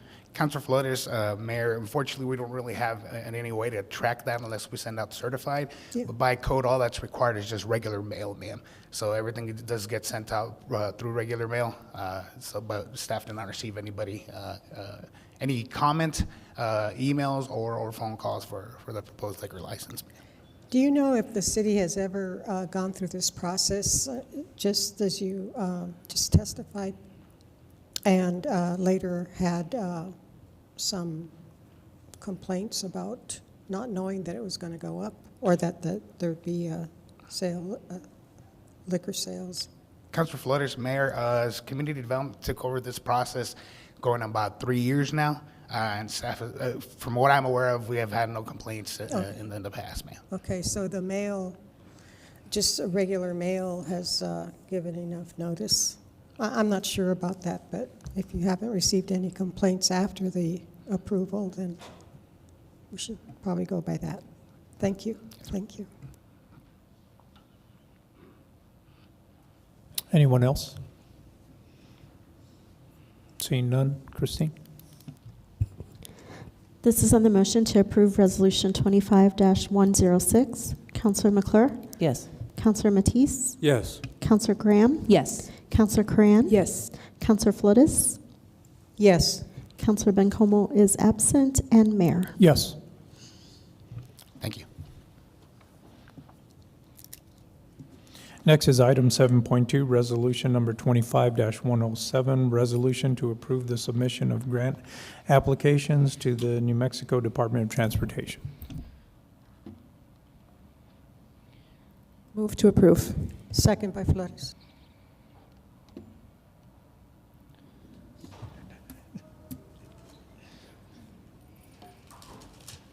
Okay, go ahead, Crystal. Good afternoon, Mayor, City Council, staff, and public. My name is Crystal Silva with the Grants Administration Program, and today I am bringing forth a resolution to approve the submission of an application to the New Mexico Department of Transportation Municipal Arterial Program for the Public Works Department. The New Mexico Department of Transportation is soliciting applications for the Municipal Arterial Program, or MAP. The purpose of the MAP program is to assist municipalities in project development. The intersections of East Loman Avenue and South Walnut Street have been identified to undergo improvements, which will increase efficiency by building and maintaining a coordinated transportation system. The city has estimated construction for the project to be $933,000, with $533,000 having been funded with the MAP grant that was received last year. This year, the city is requesting $300,000, or 75%, from the New Mexico Department of Transportation, with the city contributing the required match of $100,000, or the 25%. That brings for an application total of $400,000. These improvements are a continuation of city initiatives to increase safety and improve efficiency and travel times along the East Loman Avenue corridor. The Loman corridor, previously Highway 342, connecting Interstate 25 to Valley Drive and to the I-10 axis at Motel Boulevard, carries over 20,000 vehicles daily. These improvements to the signal operations are expected to reduce crashes and decrease wait times along this busy corridor. Here's an additional map showing a close-up of the Loman and Walnut intersection. And these are your council options, and I stand for questions. Thank you, Crystal. Councilor Corinne. Thank you. Thank you. I don't have a question per se, but I just want to sort of follow up. I think we don't often necessarily talk about how things happen and how money moves through places like NMDOT or the federal government coming to the city of Las Cruces and what the process for that is. And I think that this is a great opportunity to talk about this program, the MAP program. Each is sort of arbitrated, or it will be voted on by the Mesilla Valley Metropolitan Planning Organization. So I think right after this, well, that's where it goes. So which has 3 representatives from the city on it. Typically, there are numerous government agencies. We serve with the county and the city and the town of Mesilla on the MPO, but different folks may submit to the MAP grant at any time, and then the Metropolitan Planning Organization, which is really the branch of bureaucracy, I guess I would say, that legitimizes spending on things like roads from the federal government and from the State Department of Transportation. And if you didn't know that exists and makes decisions in our world related to things like what projects get money, I think I just wanted to point it out here in this conversation. The MPO will be considering it, I think, at their next meeting. And it's just sometimes things seem really opaque, I think, to people when they're like, wait, why are we talking about applying for a grant? And it's in part because we'll be competing against those other jurisdictions in that conversation. And the city of Las Cruces has fortunately fared really well in that, and also sometimes collaborates with those organizations too, with the other municipalities. But I just want to shed a little light on this process, which is how does transportation money get to our literal streets? Often it's through a body like the Metropolitan Planning Organization. Not always, but sometimes.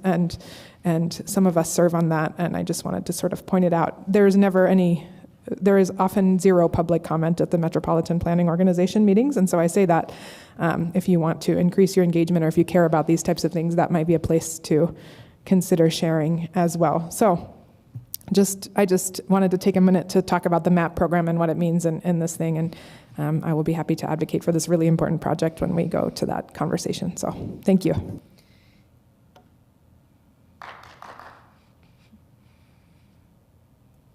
Thank you, Councilor. Anyone else? Anything? Christine? This is on the motion to approve Resolution 25-107. Counselor McClure? Yes. Counselor Matisse? Yes. Counselor Graham? Yes. Counselor Cran? Yes. Counselor Flotis? Yes. Counselor Bencomo is absent, and Mayor. Yes. Next is 7.3, Resolution Number 25-108, a resolution amending the FY 2025-2030 Capital Improvement Program. Move to approve, Graham. Second, Corin.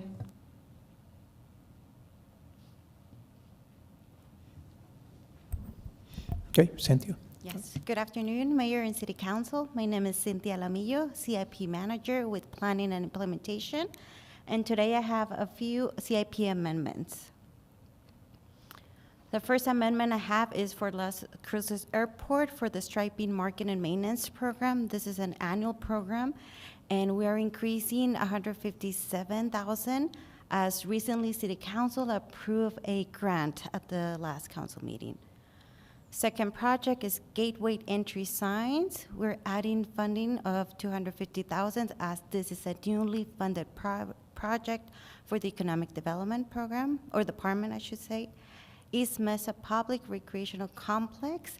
After project expenditures and after progress, we are adjusting their budget to reflect what the project has available to continue the project. So the project moved forward and their expenses, and we're just reflecting what they currently have available. Fire Station 2, Bay Remodel, we're adding $20,000 to complete the project, and Fire Station 6 repairs, which is related to the roof, we're adding $45,000 again to complete this project.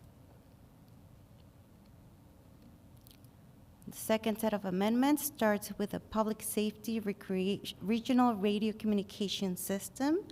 And as the project has moved forward, there are expenditures, and we are reflecting their current available balance, which is $84,000. The drainage infrastructure improvements has also had project expenditures, so their balance remaining is $2.9.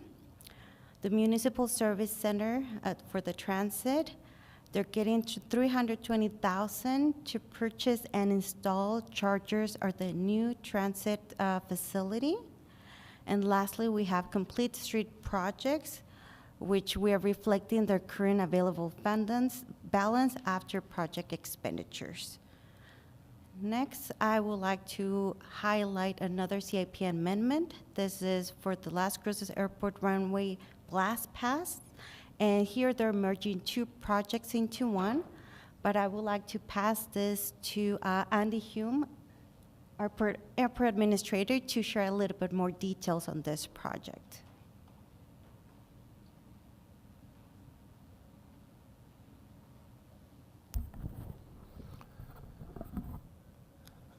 Good afternoon, Mr. Mayor and councilors. My name is Andy Hume, and I have the privilege of serving as director for Las Cruces International Airport.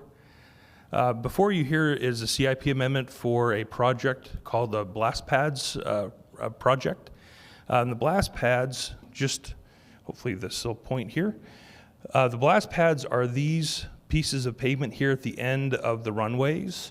And what the blast pads do is, particularly with large aircraft, with large jets, is it keeps the dust from blowing when the aircraft power up. For runway 826, actually the latest FAA design guidelines say that since we don't use that runway for the larger jets, we don't need to have the blast pads. So we're actually going to remove the blast pads from that runway and revegetate that area. For runway 1230, we do use that for the larger aircraft. So, for example, the NMSU football team, when they come in from playing, the 737s or the A320s, the larger jets, do come in on that runway. So we're going to rehab that runway. So we're going to do a crack seal and surface seal, and we're going to conduct some maintenance on that runway.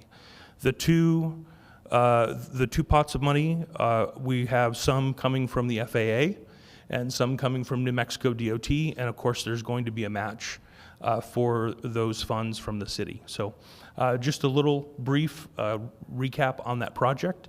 And if you have any questions, I'll be more than happy to address them. Thank you.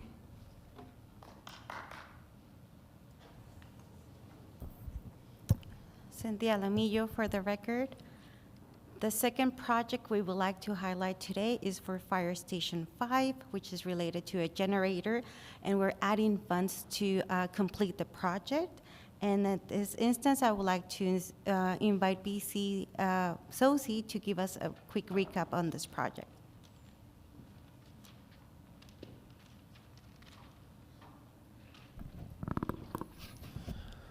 Good afternoon, Mayor, Council. So this is for Battalion Chief Susi. This is for a replacement of the generator at Station 5. This is the backup generator. The current backup generator, as you can see in the pictures, is pretty old. It's not working anymore. And on top of that, when that generator was functioning, it wasn't able to back up the entire station. So the way this is set up is it only powers a few outlets in the station in the event of an outage. The new generator we're looking for is going to be a larger diesel-powered generator, or we're going to switch out the transfer switch and the panel in the station, and it's going to power the entire station in case of an outage.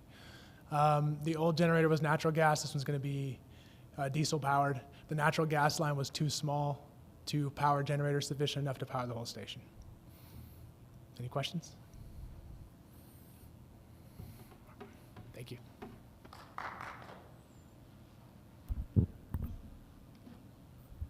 And with that, Mayor and Council, here are your options for the CIP amendments presented. I don't have Councilor questions. Corin. Once again, of course, comments, because that's what everyone loves from politicians. I just want to thank Andy Hume for letting me say that today at City Council we talked about blast pads, and I also hope that there is an update for tetanus vaccines for whoever is working on that horrifying generator. Please, that seems like an environmental hazard. I'm horrified. So make sure everyone has their tetanus or is ready to go get them. That's it. I don't actually have any questions. Thank you. Anyone else? Councilor Flores. I too would like to thank Andy Hume for all of his efforts and his skills and his talents in making our airport at least intrastate from here to Albuquerque, and then intrastate is throughout. I'm sorry, I'm not doing very well today. Well, par for the course. But at any rate, thank you, Andy. And I think that you've really, I know that you have revitalized the airport. We've also had the assistance of Senator Souls, Bill Souls, who's very much in support of all that. Thank you again. And thank you, Cynthia. Ms. Jaramillo. Okay, no one else? Teresa? This is on a motion to approve Resolution 25-108. Councilor McClure? Yes. Councilor Matisse? Yes. Councilor Graham? Yes. Councilor Coran? Yes. Councilor Flores? Yes. Councilor Bencomo is absent. Mayor? Yes. Thank you. Next is item 7.4, resolution making certain findings and determinations pursuant to the Metropolitan Redevelopment Code. Move to approve, Graham. Second, Corin. We have Selena. Go ahead.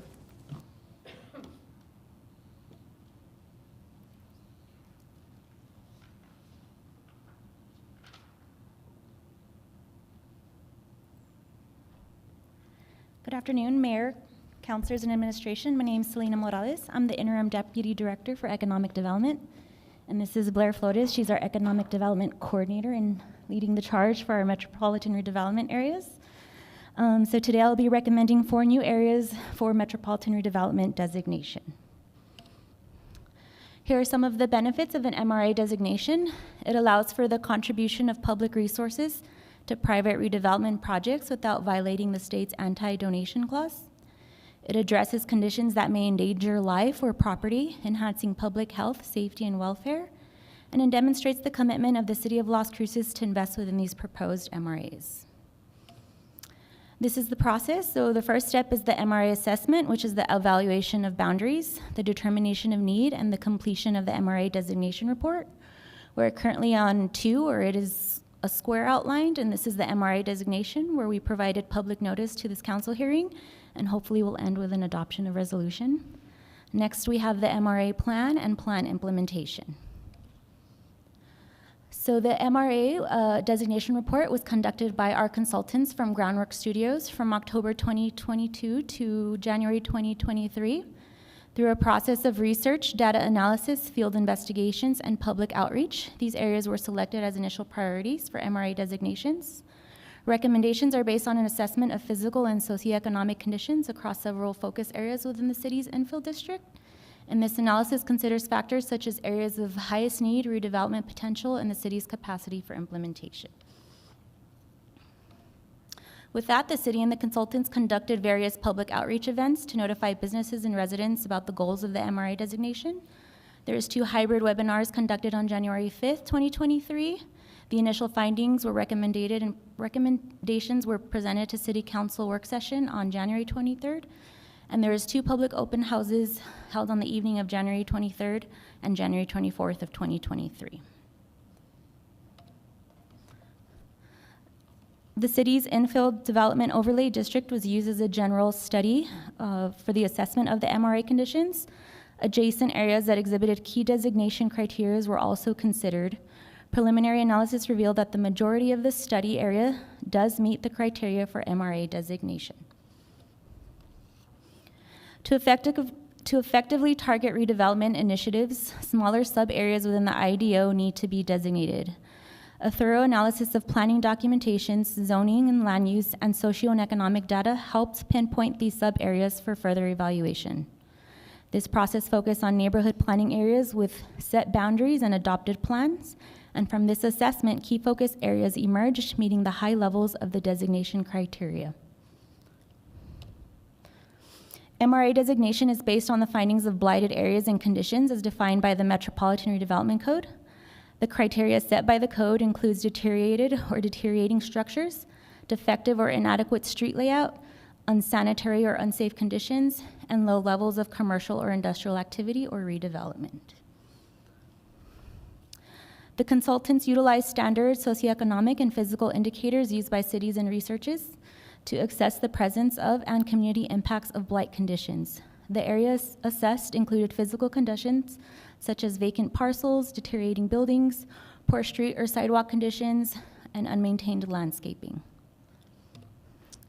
Social and economic indicators such as income levels, employment rate, education, housing stability, and crime rate play a major role in shaping the well-being and opportunities available within the community. These factors determine economic mobility, business success, public service, and overall quality of life.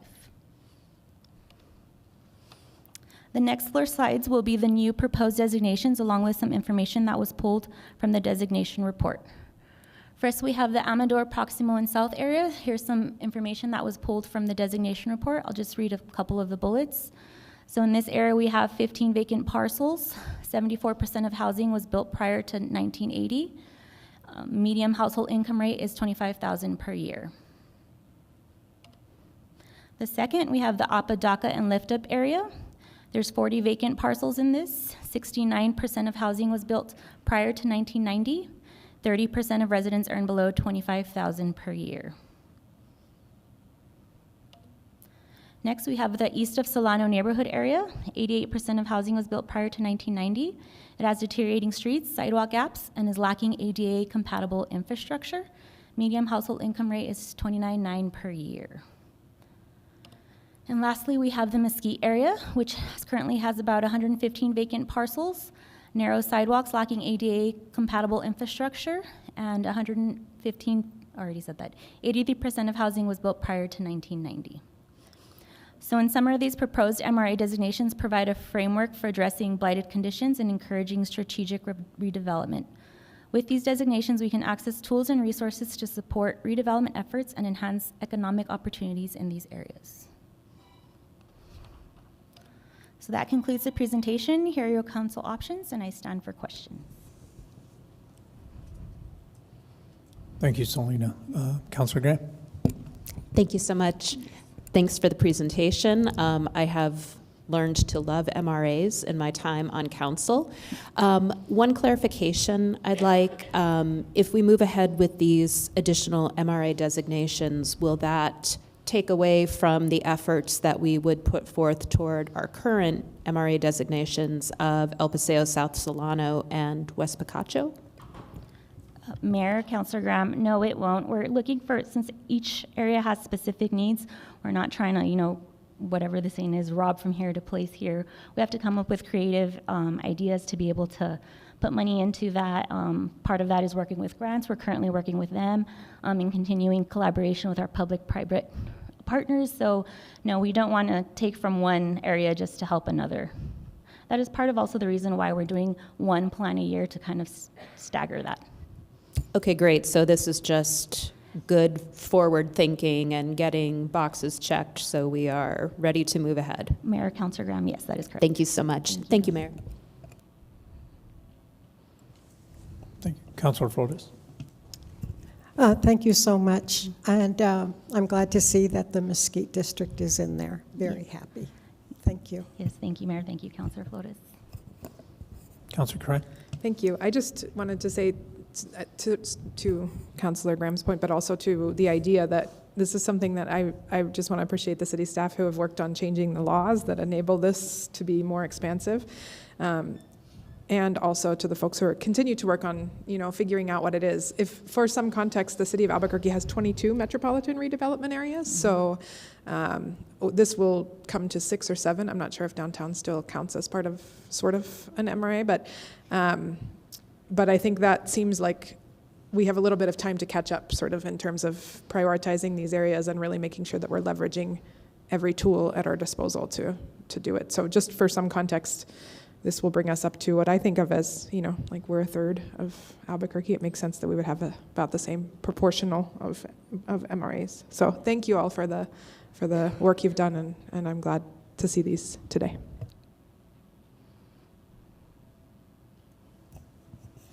Okay, seeing no other comments. Christine? This is on the motion to approve Resolution 25-109. Councilor McClure? Yes. Councilor Matisse? Yes. Councilor Graham? Yes. Councilor Cran? Yes. Councilor Flores? Yes. Councilor Bencomo is absent, and Mayor. Yes.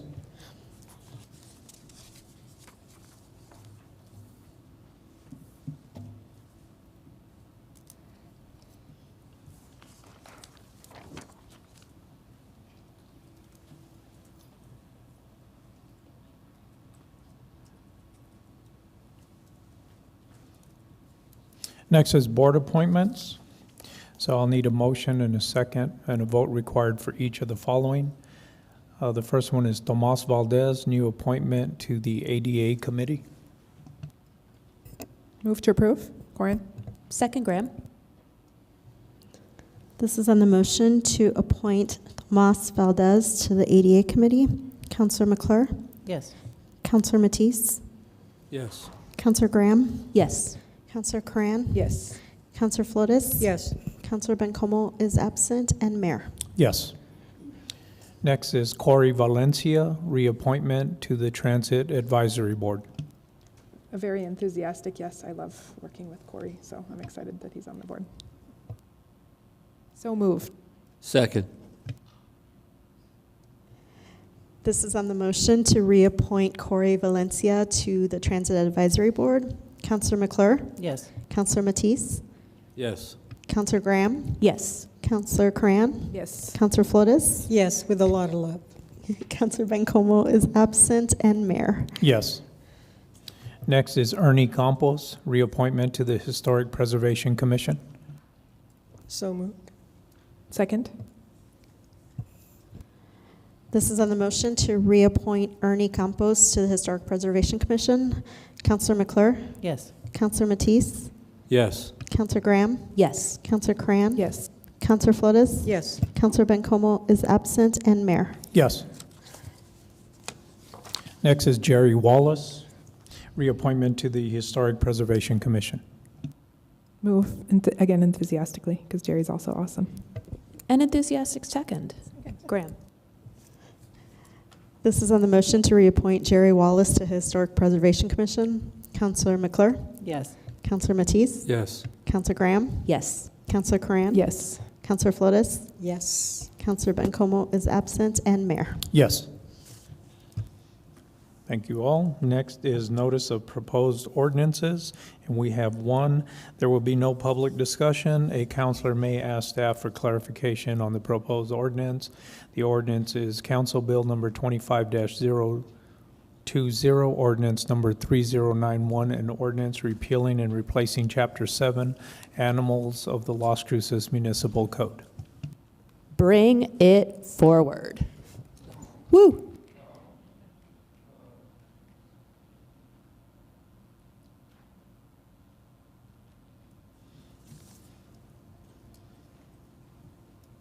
Okay, next is City Council Member Board Reports and Comments. Councilor McClure. Just a quick one for me. This is a shout out to ASCMV, which I always mess up, so I say the animal shelter. Back last year in July, after a work session that I only kind of paid attention to because I knew I was going to have to put my dog down that day. One of the hardest things you can do as a pet owner, and sort of the grief that you have is, tempered by the love that you got, right? So today is a happy day because I get to go pick up a puppy. And I say this partially so that I don't get stared at every time there's an animal of the week. But I am really glad that the shelter has done such a good job. We went 5 separate times. They worked with us every time to see if that was a good fit. We were part of the sleepover program. There is a lot of innovative things happening, and I think people here on the dais also recognize that it's a huge responsibility to take care, to be a guardian for a pet, and to have them join your family. So I just wanted to share that and thank the staff there for being a part, and also for those who celebrate, happy St. Patrick's Day. I was so happy to see a lot of green here, so thank you.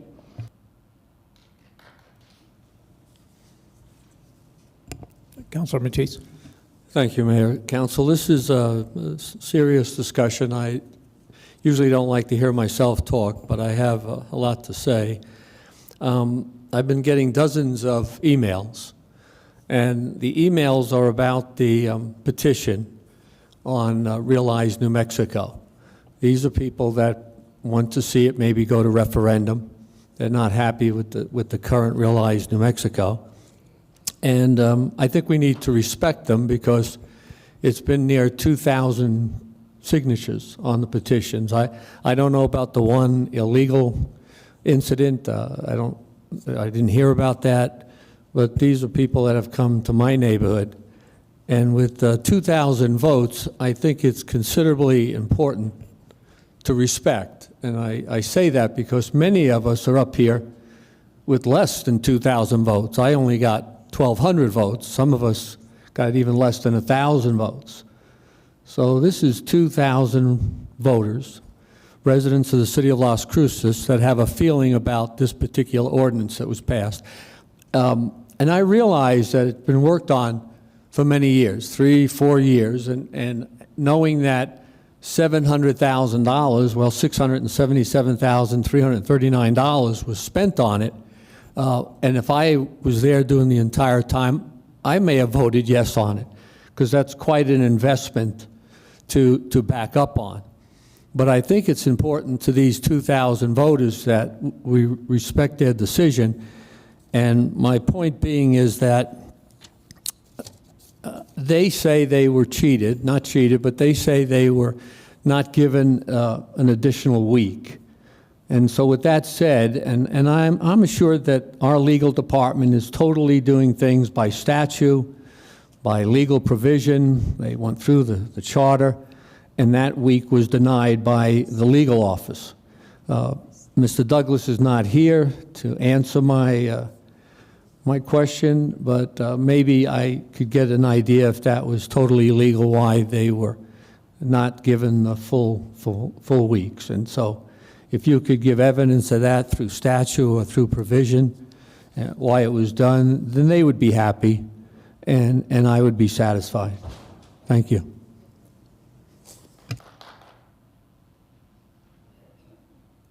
Councilor Graham. Thanks so much.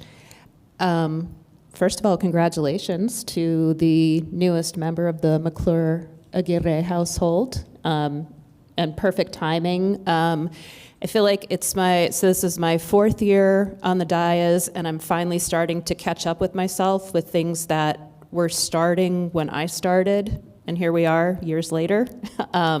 So very happy to see the animal welfare ordinance coming forward. And many thanks to folks sitting in the audience who, I know you had to be here in case one of us had a question, but appreciate you and your work, community members who have been right there alongside. So looking forward to hearing that. And the second thing that I wanted to share, and some of you have already heard this story, but I was reminded of it again because I read a really great thought piece this morning. I'm going to paraphrase the title, Everyone Wants a Villager, but everyone wants a village, but no one wants to be a villager. Close enough. Authored by my brilliant colleague, Councilor McClure. You can find her writing on her social media platforms.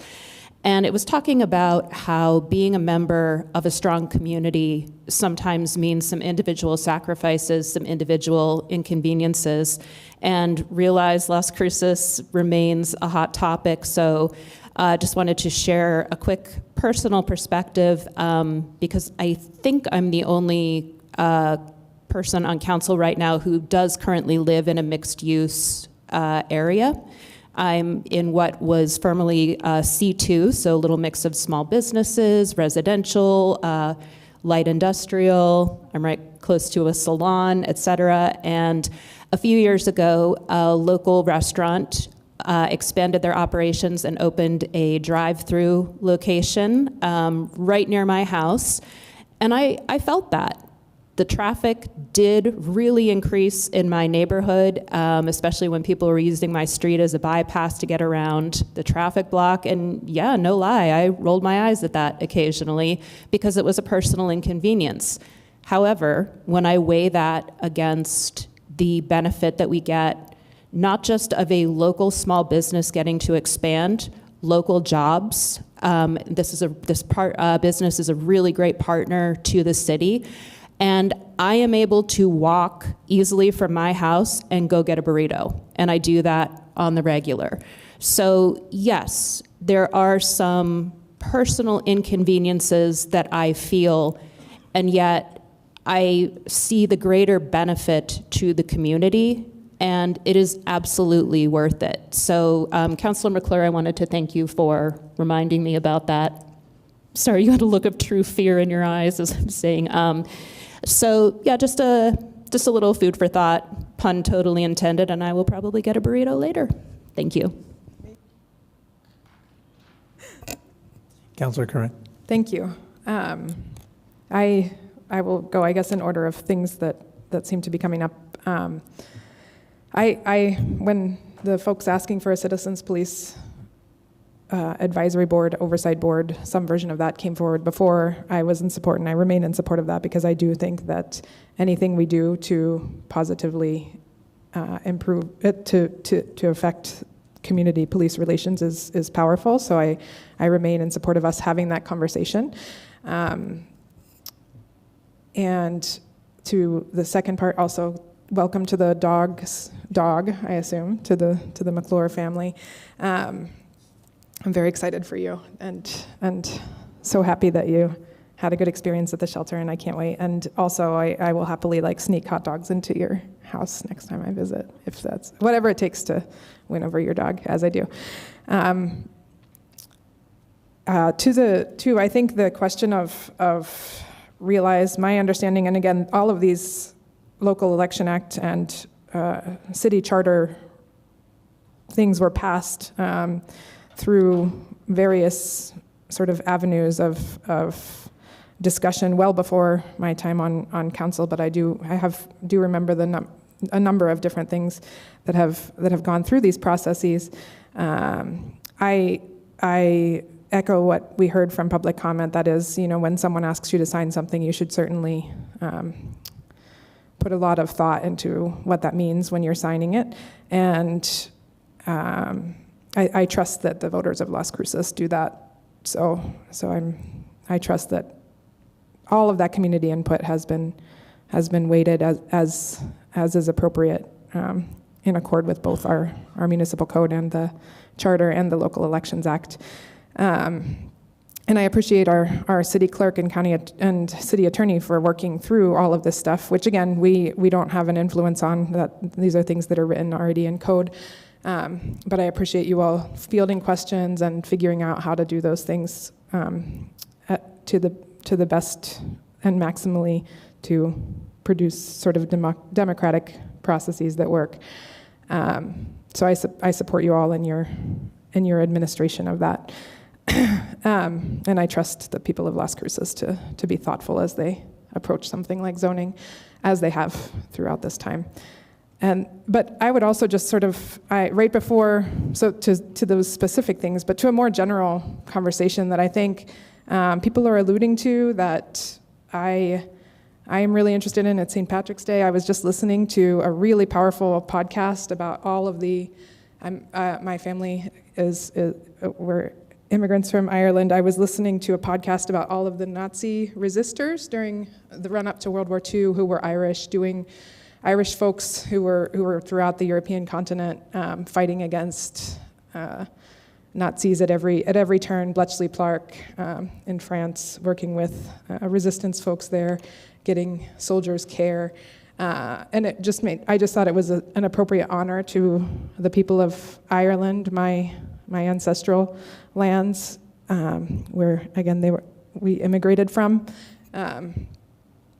as huddled masses some years ago, and it also makes me think of today. And I think the idea of the villagers is a really powerful one.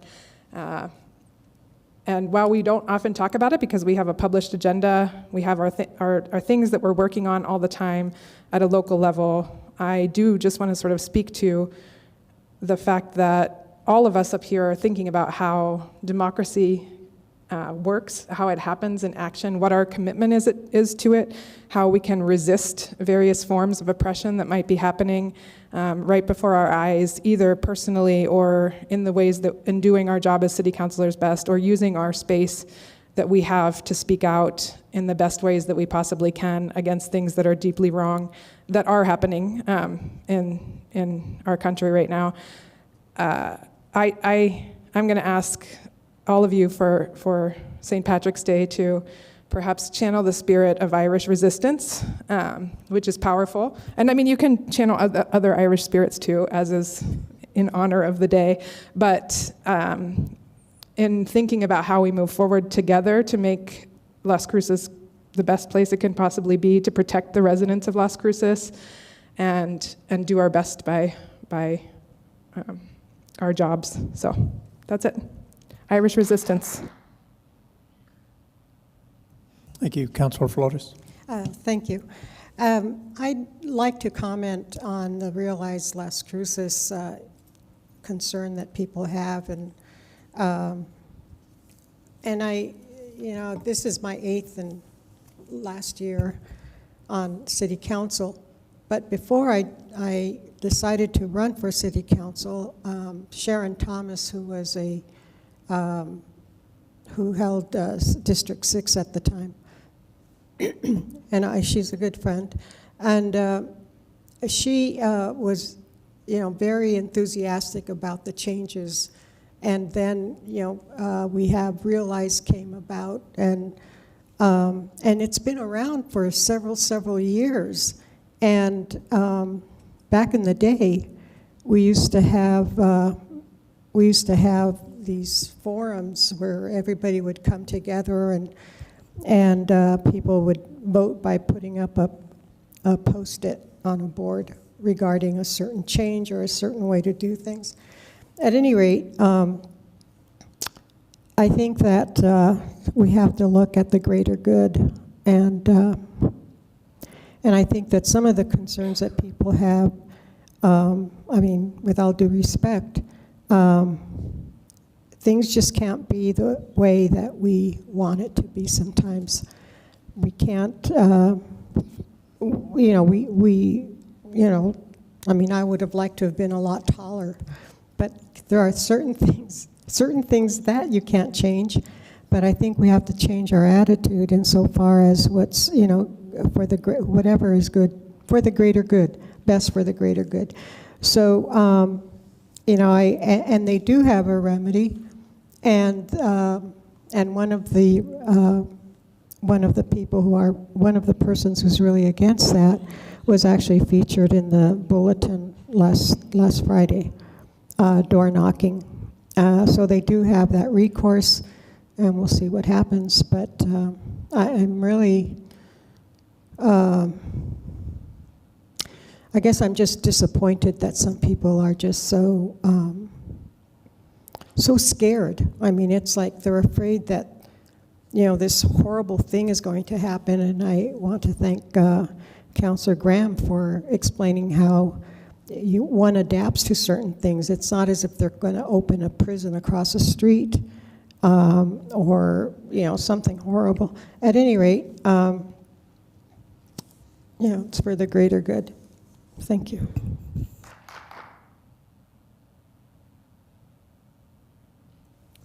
Thank you, Councilor Flores. Yeah, I'd like to also mention about the MRAs, the Metropolitan Redevelopment, is something that I'm excited about, I'm happy for. Thank you, Council, for approving. Thank you, staff, for working on it, the community involvement. What we want is better. What we want is improvement. What we want are things that have been neglected to be improved.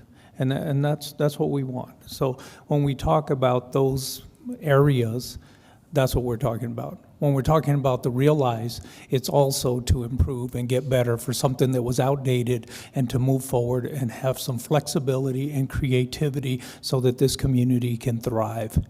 When we're talking about our police department, when we're talking about a review board or things, those are things that we can look at and address for improvement. But again, there's a lot of data to still collect. There's 150,000 calls that our police department goes on a yearly basis.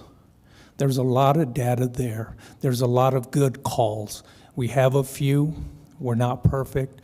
We're not 100%, but I guarantee you this police department gives you 100%, and I thank them for that. So there's still a lot of things to consider and to move forward with.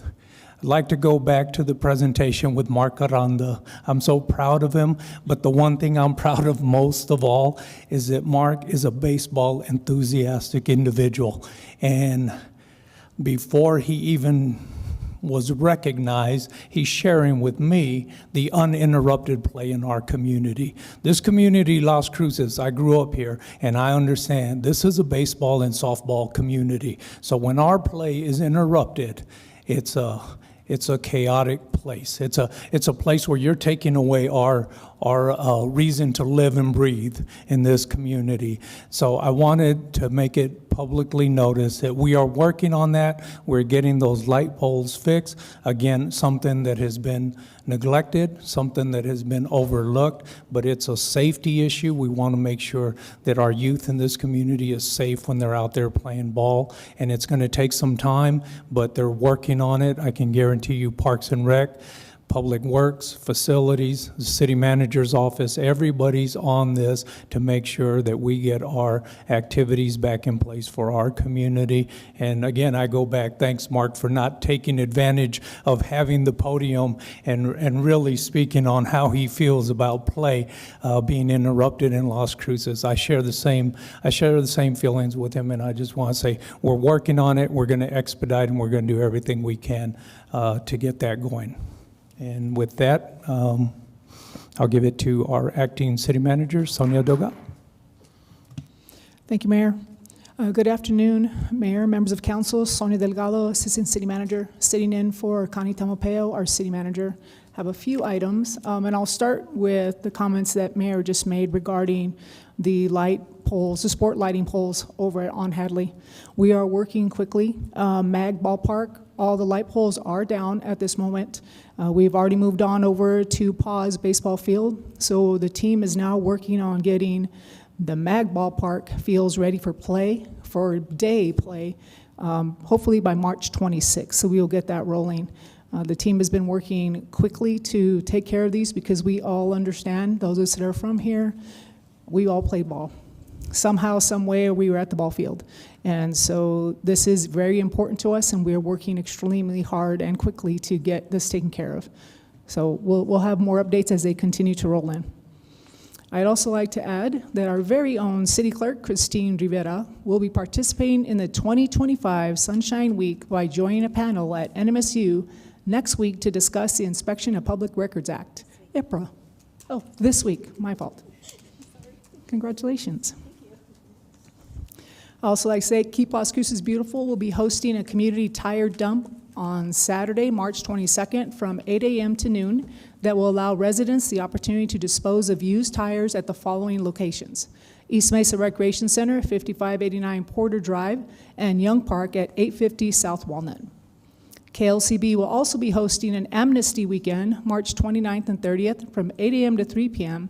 at the Amador Transfer Station. All residents can dump trash for free at the transfer station during this event. Senior programs for Benavides Community Center will be closed March 24th through April 18th for kitchen floor replacement. And last but not least, a new piece of public art was installed at the Mesilla Valley Intermodal Transit Terminal on March 14th. The title of the piece is Traditions of Balloons by Brute. It is funded by the Arts and Public Places program, and you can find the piece. It's located in the lobby. And that's all I have, Mayor. Thank you, Sonia. Looking for a motion to adjourn. So moved by Flores. Second, Graham. This is on the motion to adjourn the meeting. Councillor McClure? Yes. Councillor Matisse? Yes. Councillor Graham? Yes. Councillor Cran? Yes. Councillor Flores? Yes. Councillor Bencomo is absent, and Mayor. Yes.